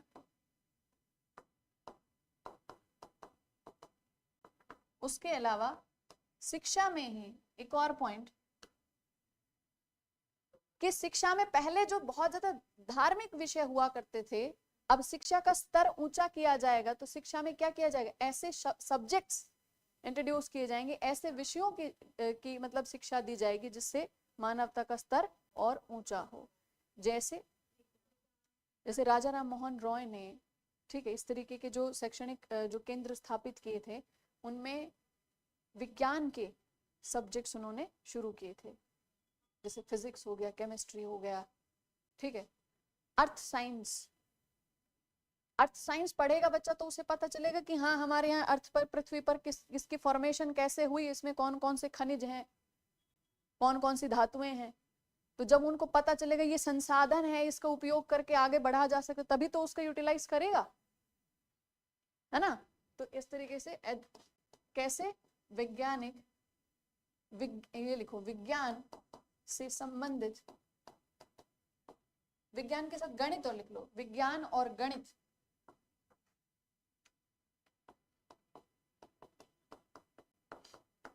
से संबंधित विषयों का ज्ञान।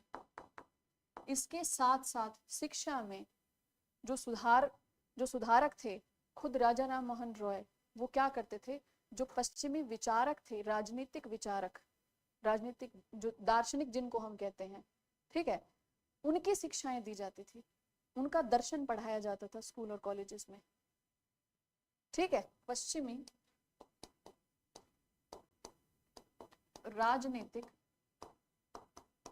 विचारकों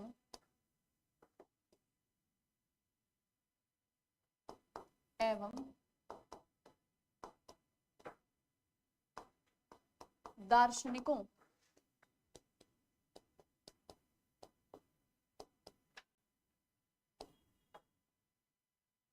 का अध्ययन। अब इससे क्या प्रभाव पड़ा होगा, राजनीतिक विचारकों और दार्शनिकों के अध्ययन से क्या प्रभाव पड़ा होगा। वेरी गुड, बिल्कुल वेरी गुड। जब पश्चिमी, देखो जब पश्चिमी शिक्षा का भारत में प्रसार हुआ या पश्चिम के दर्शन के बारे में जब लोगों को जानकारी मिली, तो क्या सीखा, उन्होंने देखा कि वहां के जो दार्शनिक हैं, अभी मतलब ऐसा नहीं है कि शुरुआत से वो वैसे ही थे, उस समय वहां पर भी इसी चीज का प्रचलन था, और वही शिक्षा जो थी पत्र पत्रिकाओं के माध्यम से भारत तक भी पहुंची, ठीक है। तो जब वहां पे देखा कि जो दर्शन है वहां पर ज्यादातर इस समय कौन सा दर्शन चल रहा था वहां पे, राजनीतिक व्यवस्था से संबंधित, शासन से संबंधित, और शासन में शासन कैसा होना चाहिए, ये जो दार्शनिक थे, विचारक थे, इनके पश्चिम में कैसा ज्ञान प्रसारित कर रहे थे, कैसे विचारों को बढ़ावा दे रहे थे, ये कह रहे थे कि जो शासन है ना, मतलब जो शासक वर्ग है, ये किसके अनुरूप काम करे, ये जनता के अनुरूप काम करे। और क्या काम होना चाहिए, इसका काम ये होना चाहिए, एक ऐसा माहौल, ऐसा वातावरण अपने लोगों को प्रदान करना, मतलब हम कहते हैं ना कि ऐसा एटमॉस्फेयर होना चाहिए कि लोग डेवलप हों, तो ऐसा वातावरण प्रदान करना अपने देश की जनता को कि वो अपना विकास कर सके। अब एक बात बताइए, ऐसा वातावरण या ऐसा माहौल का क्या मतलब होता है।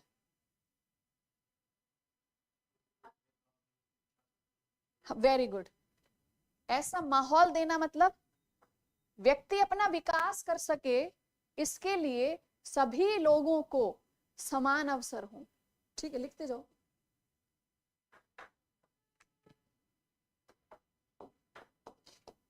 समान अवसर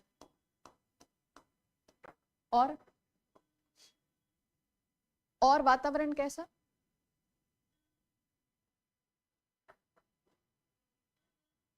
लोगों को समान अवसर हो विकास करने का। और बताइए, बहुत बढ़िया, लोगों में अपने अधिकारों के प्रति जागरूकता,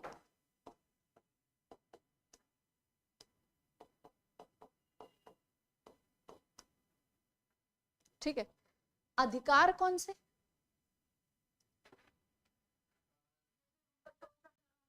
और बता, और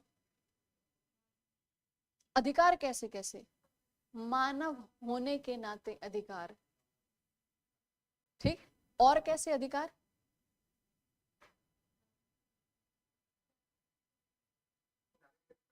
वेरी गुड, उस देश के नागरिक होने के नाते अधिकार। तो जब व्यक्ति को ये पता चलेगा कि एक मानव होने के नाते आपके ये अधिकार हैं, तो अधिकार वो चीज होती है जिसकी मांग व्यक्ति कर सकता है, और अगर मांगने से ना दिया जाए तो उन्हें कानूनी तौर पर अपने अधिकारों को छीन सकता है, प्राप्त कर सकता है। एक तो हो गई सुविधा, फर्क समझना, सुविधा है, मिल गई तो ठीक, ना मिली तो आप वंचित रह गए, किसी और को मिल गई। लेकिन एक हो गया अधिकार, तो जो अधिकार है वो आपको मिलेगा। आपको अगर नहीं मिला तो डिमांड करिए, मांगने से भी नहीं मिला कानूनी कार्रवाई करिए, अपने अधिकार प्राप्त करिए। ठीक है, तो अधिकारों के प्रति जागरूकता, और ये अधिकार कैसे, एक मानव होने के नाते और एक देश के नागरिक होने के नाते। और सारी कहानी इसने बदल दी भारत में, कि नागरिक होने के नाते अगर व्यक्ति के पास ये अधिकार है कि वो अपने शासन से अपने अधिकारों की मांग कर सकता है, वो शासन से बोल सकता है कि मुझे डेवलपमेंट करनी है, मैं अपना स्तर बढ़ाना चाहता हूं, मुझे अच्छे स्कूल कॉलेज दीजिए, तो शासन अच्छे स्कूल और कॉलेजेस की स्थापना करेगा। अगर देश के नागरिक ये कहें कि हमें व्यापार करना है, ऐसी नीतियां बनाइए कि व्यापार संभव हो, तो उस देश का शासन क्या करेगा, वो कहेगा ठीक है हम सड़कें बनवाते हैं, हम बिजली पानी का प्रबंध करवाते हैं, ठीक है हम उद्योग स्थापित करने के लिए आपको लाइसेंस प्रोवाइड करेंगे आसानी से, ठीक है आपके उद्योगों को सुरक्षित रखने के लिए हम सुरक्षा के भी पूरे प्रबंध करेंगे, आप उद्योग स्थापित कर सको इसके लिए हम आपको लोन भी देंगे, आप अच्छा कमा सको इसके लिए कुछ वर्षों तक राजस्व भी कम कर देंगे। क्या है ये, कि देश की जनता जब अपने डेवलपमेंट के लिए जिन अधिकारों की मांग करना शुरू कर दे, और इसीलिए इन अधिकारों, इसीलिए भारत के लोगों ने फिर बाद में यही जागरूकता जब भारत में आई तो उन्होंने कहा अच्छा हमने तो राजतंत्रात्मक व्यवस्था देखी है जहां राजा की मर्जी होती है कौन सी नीति लागू करनी होती है, हमें थोड़ी ना पता, जनता से भी पूछा जा सकता है, या जनता खुद कह सकती है इस तरीके की नीतियां लागू कीजिए। क्या जनता के पास भी ऐसा अधिकार हो सकता है कि वो शासन से कुछ सुविधाओं की मांग करे? यही बात तो थी ब्रिटेन में, कि उन्होंने ब्रिटेन के व्यापारियों को प्रोटेक्ट करने के लिए ब्रिटिश गवर्नमेंट ने भारत की वस्तुओं को ब्रिटेन में एंट्री करने से रोक दिया था। भारत के सूती वस्त्र की इतनी ज्यादा मांग थी, सूती और रेशमी वस्त्रों की इतनी ज्यादा मांग थी कि वहां की इंडस्ट्री में बनने वाले कपड़े लोग नहीं खरीदते थे, ब्रिटेन के लोग भारत की वस्तुएं खरीदते थे। इंपोर्ट ड्यूटी बढ़ा दी, आयात शुल्क बढ़ा दिया, उसके बावजूद भी भारत के कपड़े चाहिए, इंडिया का कॉटन, इंडिया का सिल्क चाहिए। तो साफ कह दिया कि अगर किसी के पास इंडियन अगर कॉटन या दिख गया तो फिर फाइन लगेगा। एक महिला के पास एक रुमाल मिल गया था तो उसके ऊपर फाइन लगाया गया, ब्रिटिश गवर्नमेंट ने फाइन लगाया उसके पास। ये क्या था, प्रोटेक्शनिस्ट पॉलिसी थी, क्योंकि ब्रिटेन के लोग डिमांड कर रहे थे, ब्रिटेन के व्यापारी डिमांड कर रहे थे कि ब्रिटेन के लोग ब्रिटेन के उद्योगों में बना हुआ सामान नहीं खरीद रहे, भारत के कपड़ों का इंतजार करते हैं क्योंकि उनकी क्वालिटी बहुत बढ़िया है। तो उन्होंने क्या कहा, अब बचाइए हमारे उद्योग नष्ट हो जाएंगे, तो उन्होंने कहा अच्छा ठीक है भारत के वस्त्रों को ब्रिटेन में एंट्री मत करने दो। क्या था वो, उनके लोगों ने अपने नागरिक अधिकारों का प्रयोग किया, शासन के सामने मांग की, और शासन ने आयात शुल्क बढ़ा दिया, बैन लगा दिया, रोक दिया कि भारत का सामान नहीं आएगा। ठीक है, बहुत सारे जो किसान आंदोलन भारत में हुए हैं उसका एक कारण ये भी है। जब किसान विद्रोह पढ़ोगे ये कारण ये भी निकलेंगे कि जब भारत की चीजें वहां, भारत की चीजों की वहां पे आयात पे जब रोक लगा दी गई तो उससे किसानों का कितना नुकसान हुआ। दक्कन का जो रिवॉल्ट था, डेक्कन रायट्स के नाम से पॉपुलर है, दक्कन के दंगे, उनके पीछे भी ऐसा ही रीजन है। जब ये पढ़ोगे तब उसको बताएंगे, ठीक है। तो नागरिक अधिकारों की मांग, और जब ये बातें जब भारतीयों को समझ में आई तो उनके मन में भी क्या है कि तो उन्होंने कहा कि हम भी भारत के लोगों को जागरूक करें, इसके लिए हम अपनी शिक्षा प्रणाली जो है उसमें ऐसे विषय लेकर आए कि भारत के लोगों को भी राजनीतिक जागरूकता हो, ठीक है। इसलिए उन्होंने क्या किया, स्कूल और कॉलेजेस बनाए, विज्ञान और गणित के विषय पढ़ाए, वहां के दार्शनिक और वहां के विचारकों का अध्ययन भारत के लोगों को, भारत के बच्चों को कराया। Henry Vivian Derozio French revolution से बहुत ज्यादा इन्फ्लुएंस्ड थे, उससे प्रभावित थे, और कहते, और उन्होंने कहा कि अच्छा, जब वहां के लोग क्रांति करके समानता की बात कर सकते हैं तो हम क्यों नहीं। तो वो वहां के विचार से प्रेरित थे, इसलिए उन्होंने भारत में सामाजिक धार्मिक सुधार आंदोलन करने के लिए आंदोलन चलाया, सुधार करने के लिए आंदोलन चलाया, ठीक है। शिक्षा के लिए ये सब, ठीक है। और क्या क्या बताइए, और क्या हो सकता है सुधार के काम में, और क्या हो सकता है बताओ। महिलाओं के लिए अलग से स्कूल बनाए गए, जब ये था कि कुछ क्षेत्र ऐसे कि जहां पर महिलाओं को कोएड में तो भेजा ही नहीं जाएगा, तो उनके लिए अलग से स्कूल बनाए गए। जैसे महाराष्ट्र में ज्योतिबा फुले और उनकी जो पत्नी थी, उन्होंने, सावित्रीबाई फुले, उन्होंने स्कूल्स बनाए थे महिलाओं को शिक्षा देने के लिए। ऐसी ऐसी महिलाएं रही हैं भारत की, जब उन्होंने देखा कि लोग अपने घर की महिलाओं को स्कूल में नहीं भेज रहे हैं, तो वो घर घर जाकर पढ़ाया करती थी, महिलाओं को शिक्षित करती थी, ठीक है। शिक्षा का कभी ये मतलब नहीं होता कि अपना परिवार तोड़ लो, अपने परिवार में लड़ाई करो ठीक है, वो मतलब नहीं होता। जागरूकता की चीज होती है शिक्षा। सबसे पहले जो शिक्षा ग्रहण करता है ना, उसका खुद का जीवन सुधरता है सबसे पहले, फिर उसका प्रभाव बाकी लोगों पे दिखाई देता है। तो महिलाओं के लिए स्कूल,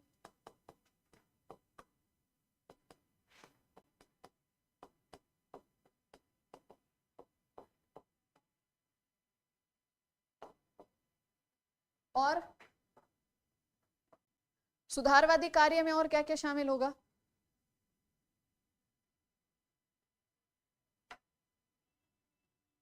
सोचो सोचो, आएंगे आंसर, अभी और आएंगे।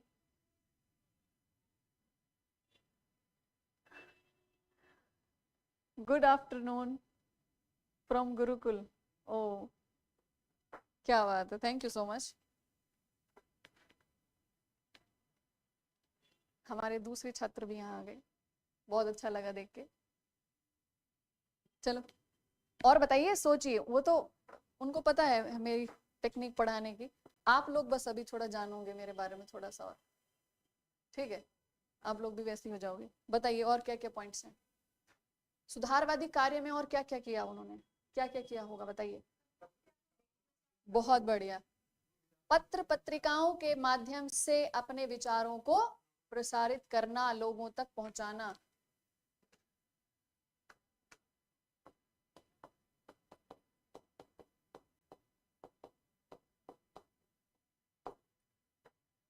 पत्र पत्रिकाओं का संपादन किया, इनके माध्यम से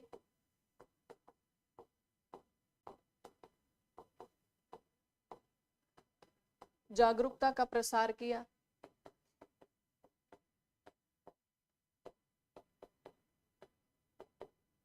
और शासन की सहायता लेकर, शासन की सहायता लेकर सती प्रथा जैसी बुराइयों को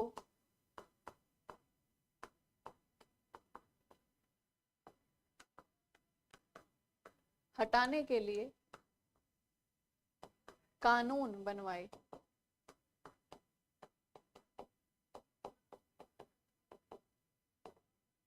या कानून लागू कराए।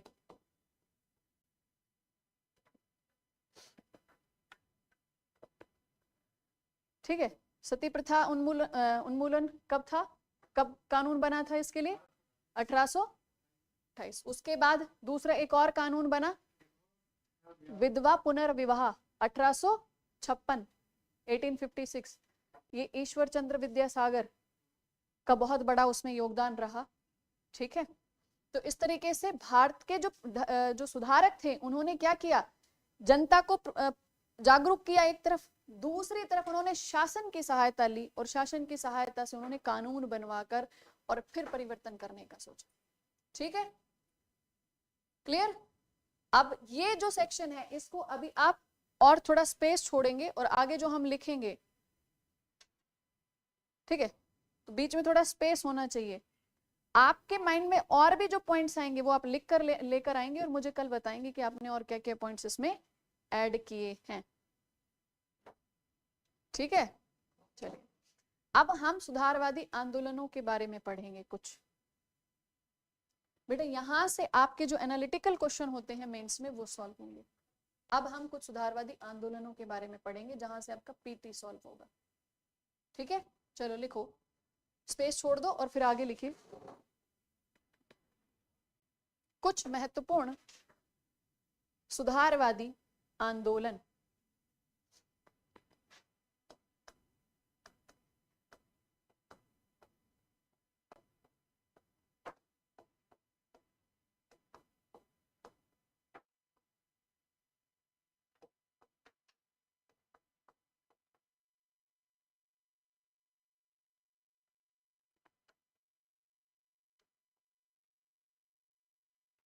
Some important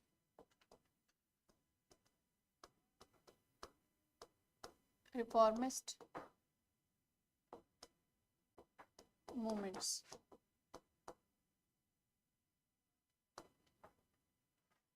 सबसे पहले नाम लिखिए ब्रह्म समाज।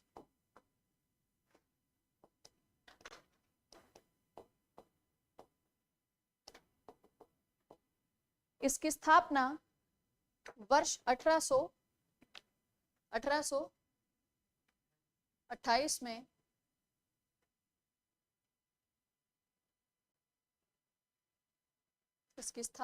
वर्ष 1828 में राजा राम मोहन रॉय के द्वारा की गई।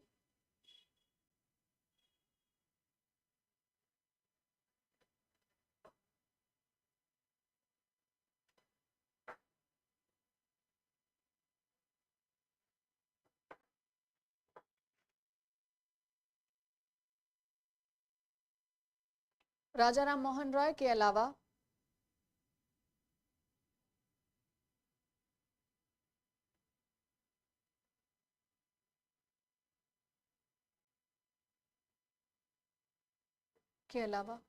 दो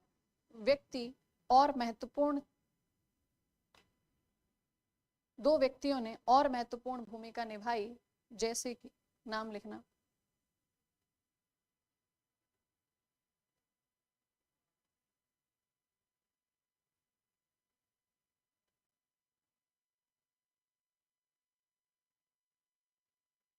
देखो, केशव चंद्र सेन और देवेंद्र नाथ टैगोर।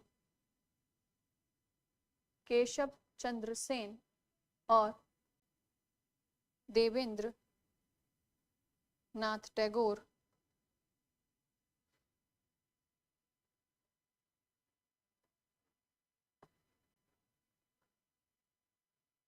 नेक्स्ट पॉइंट लिखो,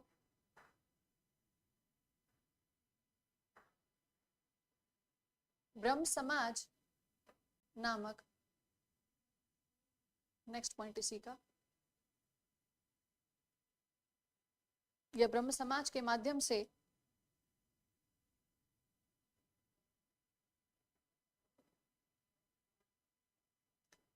पुरोहित वर्ग मूर्ति पूजा, कॉमा लगाते जाना, मूर्ति पूजा,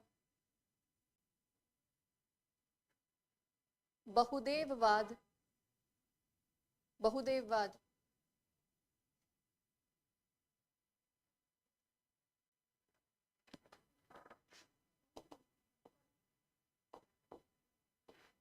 बहुदेववाद का मतलब होता है बहुत सारे देवताओं का पूजन।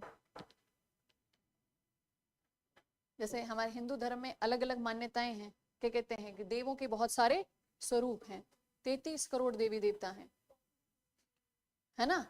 तो माना जाता है कि मतलब अलग अलग देवी देवता होंगे, तो उन्होंने कहा कि कहीं ना कहीं इनके नाम से भी लोग आपस में लड़ते झगड़ते रहते, तो उन्होंने कहा कि ईश्वर एक ही है, आप स्वरूप उसका कुछ भी पूज लो, लेकिन ईश्वर एक है। ठीक है, देखो विश्वास या प्रथाएं गलत नहीं होती, लेकिन अगर उसका प्रयोग करके या उसके माध्यम से आप समाज में एक दूसरे को नीचा दिखाओ, किसी को कम बताओ, किसी को ज्यादा बताओ, जब वो बुराई बन जाता है ना, तब उसमें सुधार करने की जरूरत होती है। ठीक है, बहुदेववाद का विरोध किया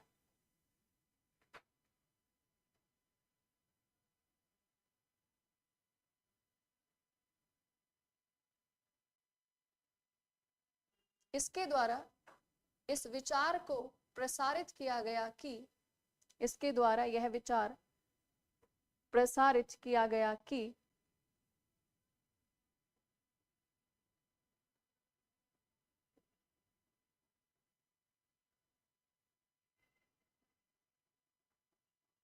सभी धर्म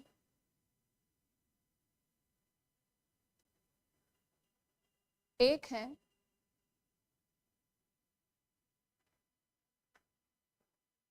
ठीक है, नेक्स्ट लाइन लिखो, सभी धर्म एक हैं, नेक्स्ट लाइन लिखो, ब्रह्म समाज बौद्धिक चेतना के लिए, बौद्धिक चेतना के लिए शुरू हुआ पहला आंदोलन माना जाता है।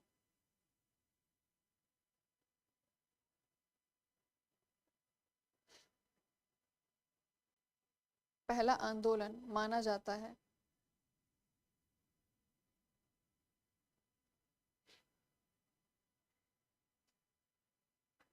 देखो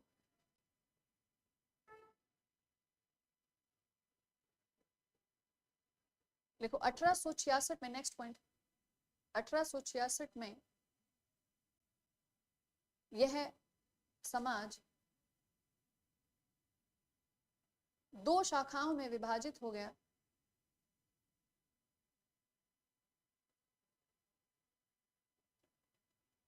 दो शाखाओं में विभाजित हो गया।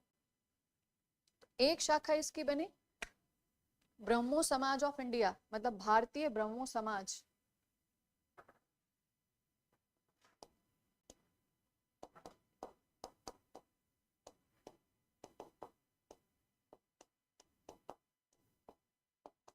और दूसरा आदि ब्रह्म समाज।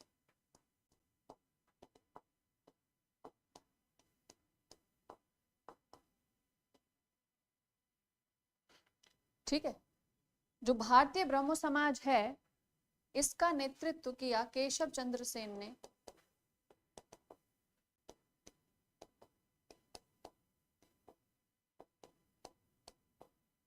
और आदि ब्रह्म समाज को आगे बढ़ाया देवेंद्र नाथ टैगोर।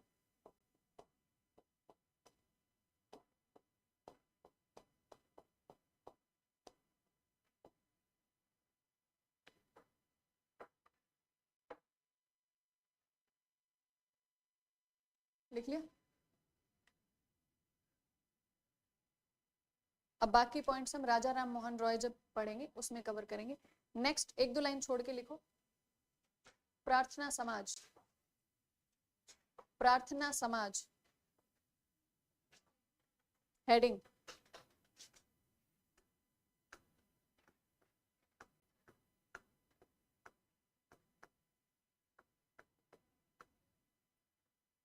लिखो, प्रार्थना समाज की स्थापना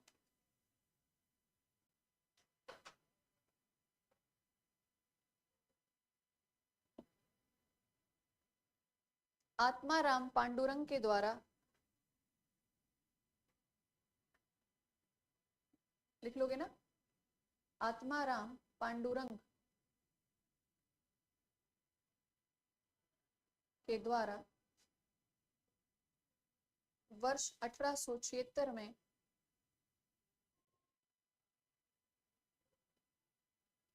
1876 में बॉम्बे में की गई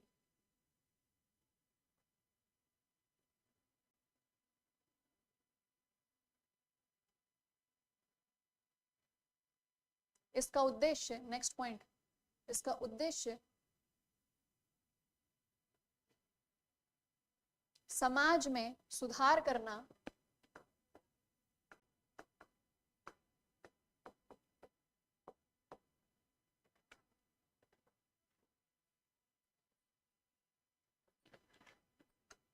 एवं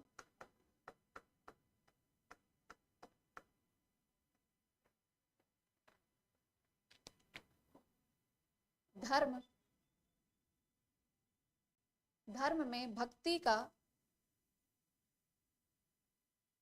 सही मार्ग समझाना था। इसके दो अन्य मुख्य नेताओं में या दो सुधारकों में, दो अन्य मुख्य सुधारकों में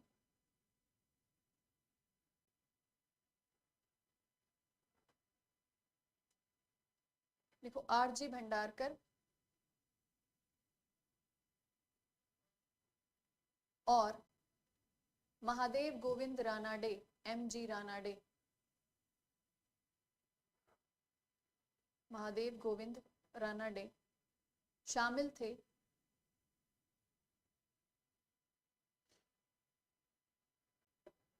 नेक्स्ट पॉइंट लिखो, प्रार्थना समाज ने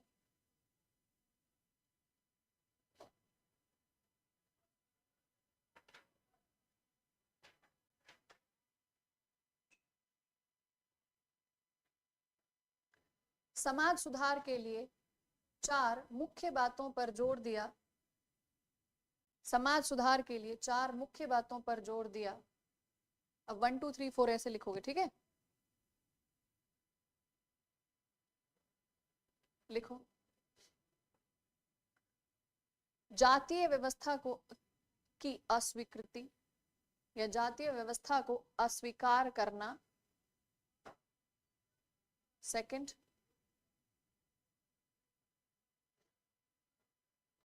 विधवा पुनर्विवाह की अनुमति। तीसरा पॉइंट, महिला शिक्षा।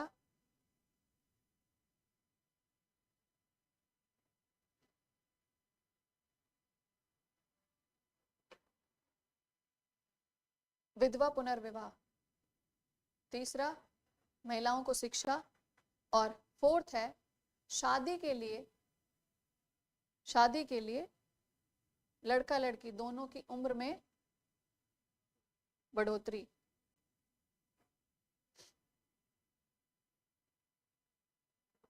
नेक्स्ट पॉइंट लिखो, प्रार्थना समाज ने शादी के लिए लड़का लड़की दोनों की उम्र में बढ़ोतरी की मांग। नेक्स्ट पॉइंट लिखो, प्रार्थना समाज ने सामाजिक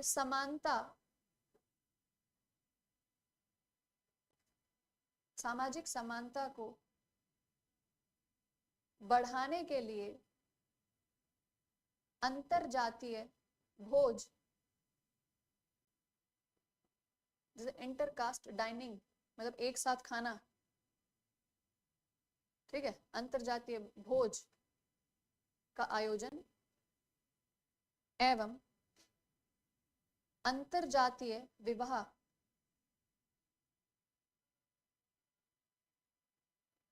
का सहारा लिया।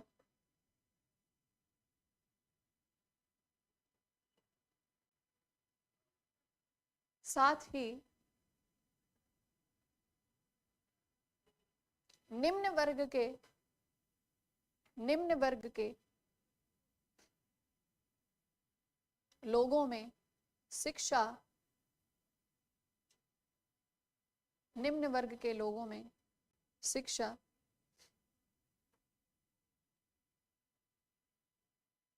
के माध्यम से सुधार की बात की गई।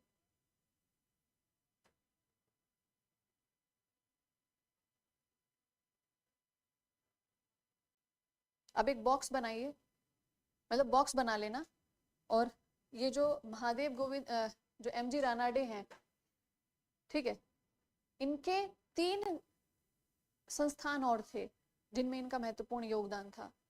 तो स्टार मार्क करके लिखिए, MG Ranade, next point, star mark करके। हाँ, मतलब ऐसा नहीं है कि प्रार्थना समाज के अंदर उन्होंने 3 ये और संस्थान बनाए, ये अलग से है, ये महादेव गोविंद रानाडे के लिए, एमजी रानाडे के लिए। समझ में आ रहा है?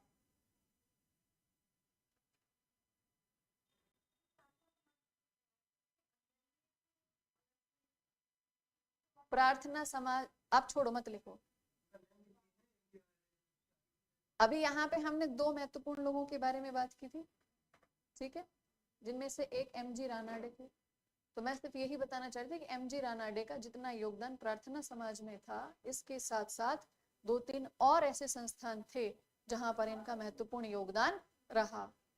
ठीक है, ये अलग से। तो आप यहाँ लिखना चाहते हो तो यहाँ लिख लो, वरना आप याद दिला देना जब मैं जब व्यक्तियों के बारे में बताऊंगी, सुधारकों के बारे में बताऊंगी, तब बता देना, ठीक है?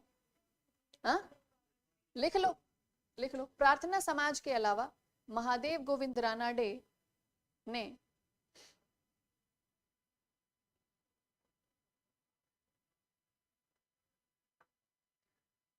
पूना सार्वजनिक सभा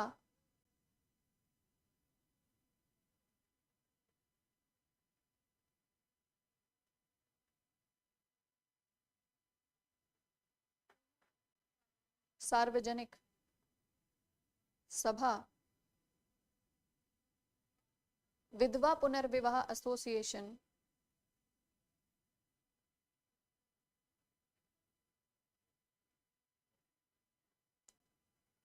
एवं दक्खन शिक्षा सोसाइटी, लिखना, समाज मत लिखना, ट्रांसलेट नहीं कर रही हूँ, सोसाइटी को सोसाइटी ही लिखवा रही हूँ, ठीक है? दक्खन शिक्षा सोसाइटी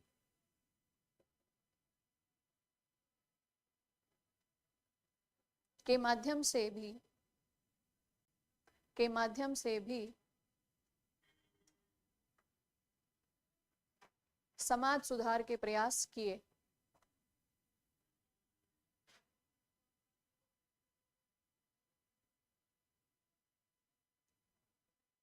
एक दो लाइन छोड़ दो, थर्ड हेडिंग लिखो, सत्य शोधक समाज, सत्य शोधक समाज जी, लिख दो, ये लिख लिया, सत्य शोधक समाज लिखो। इसकी स्थापना, इसका गठन वर्ष 1873, 1873, वर्ष 1873 में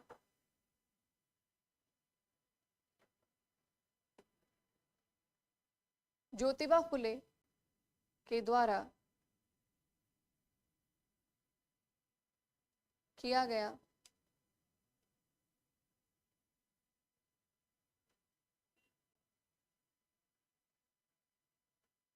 नेक्स्ट पॉइंट लिखो, यह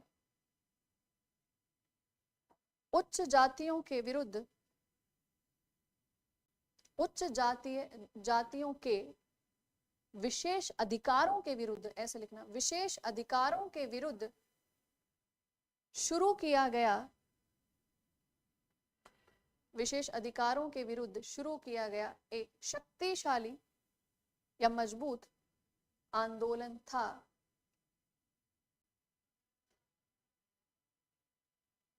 इसका मुख्य उद्देश्य, नेक्स्ट पॉइंट, इसका मुख्य उद्देश्य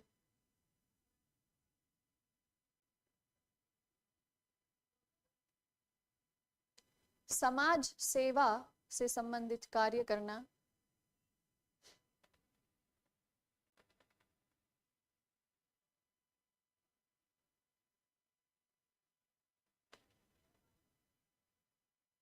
और महिलाओं एवं निम्न जातियों में, महिलाओं एवं निम्न जातियों में शिक्षा का प्रसार करना था।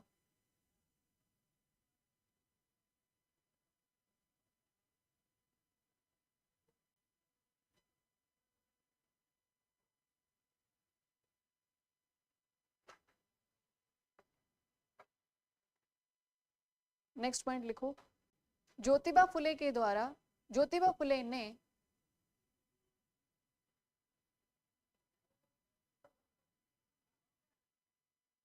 अपने रचनात्मक कार्यों के द्वारा भी, अपने रचनात्मक कार्यों के द्वारा भी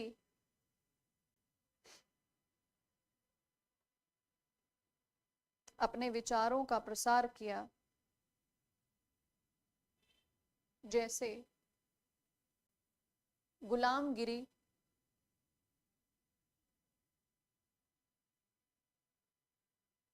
गुलामगिरी और सार्वजनिक सत्य धर्म,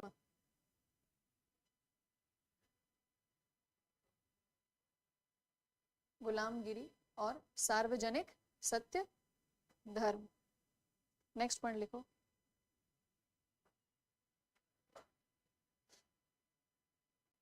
ज्योतिबा फुले ने अपनी पत्नी सावित्रीबाई फुले के साथ मिलकर महिला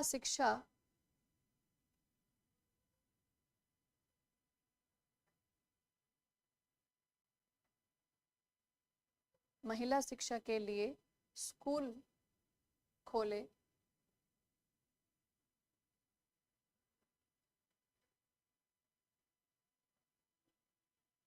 ठीक है। कंप्लीट करते हैं इसको, यहीं वाइंड अप करते हैं क्लास को। एक दो और बच गए हैं, 4:30 बज जाएंगे, मुझे लेट हो जाएगा और क्लास का टाइम भी हो चुका है। तो कल ये जो एक दो आंदोलन बचे हैं वो मुख्य वो पढ़ेंगे, और जो सुधारक थे उनके विषय में पढ़ेंगे, जैसे राजा राम मोहन रॉय के बारे में पढ़ेंगे, ठीक है। और केशव चंद्र सेन, ईश्वर चंद्र विद्यासागर के बारे में पढ़ेंगे, देवेंद्रनाथ टैगोर, रविंद्रनाथ टैगोर, ज्योतिबा फुले के जो एक दो स्पेसिफिक काम और अलग रह गए उनको भी पढ़ेंगे इसमें। वैसे 7-8 नाम मैं अलग से लिखवा दूंगी। तो कल 2 घंटे कोशिश यही रहेगी कि आप सिर्फ लिखना है, तो कल कंप्लीट हो जाएगा ये। 18-19, हाँ। फिर ये जब कंप्लीट हो जाएंगे तो हम जो इस्लाम में जो सामाजिक धार्मिक सुधार आंदोलन चले उनमें पढ़ेंगे, ठीक है। जैसे वहाबी आंदोलन चला था, तो वो भी रिफॉर्मिस्ट और रिवाइवलिस्ट दोनों थे, मतलब सुधारवादी भी थे और पुनरुत्थानवादी भी थे। कुछ चीजों के मैं आपको पीडीएफ दिलवा दूं, हाँ, जो सिर्फ लिखना होगा, जैसे राजा राम मोहन रॉय के विषय में हो गया है ना, देवेंद्रनाथ टैगोर के विषय में हो गया, तो जो सिर्फ लिखना है उसका नोट्स दे दूंगी, ठीक है।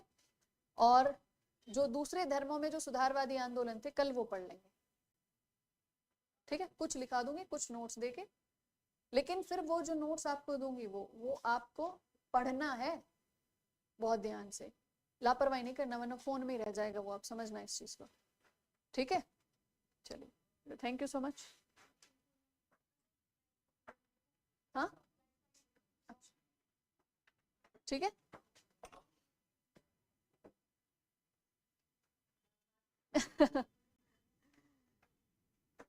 करे मैम वादा करो एंशिएंट मिडाइवल भी कराओगे, अभी जो चल रहा है अभी उसको कंप्लीट कर लीजिए। Thank you so much, online में भी सभी को थैंक यू, कल मिलते हैं।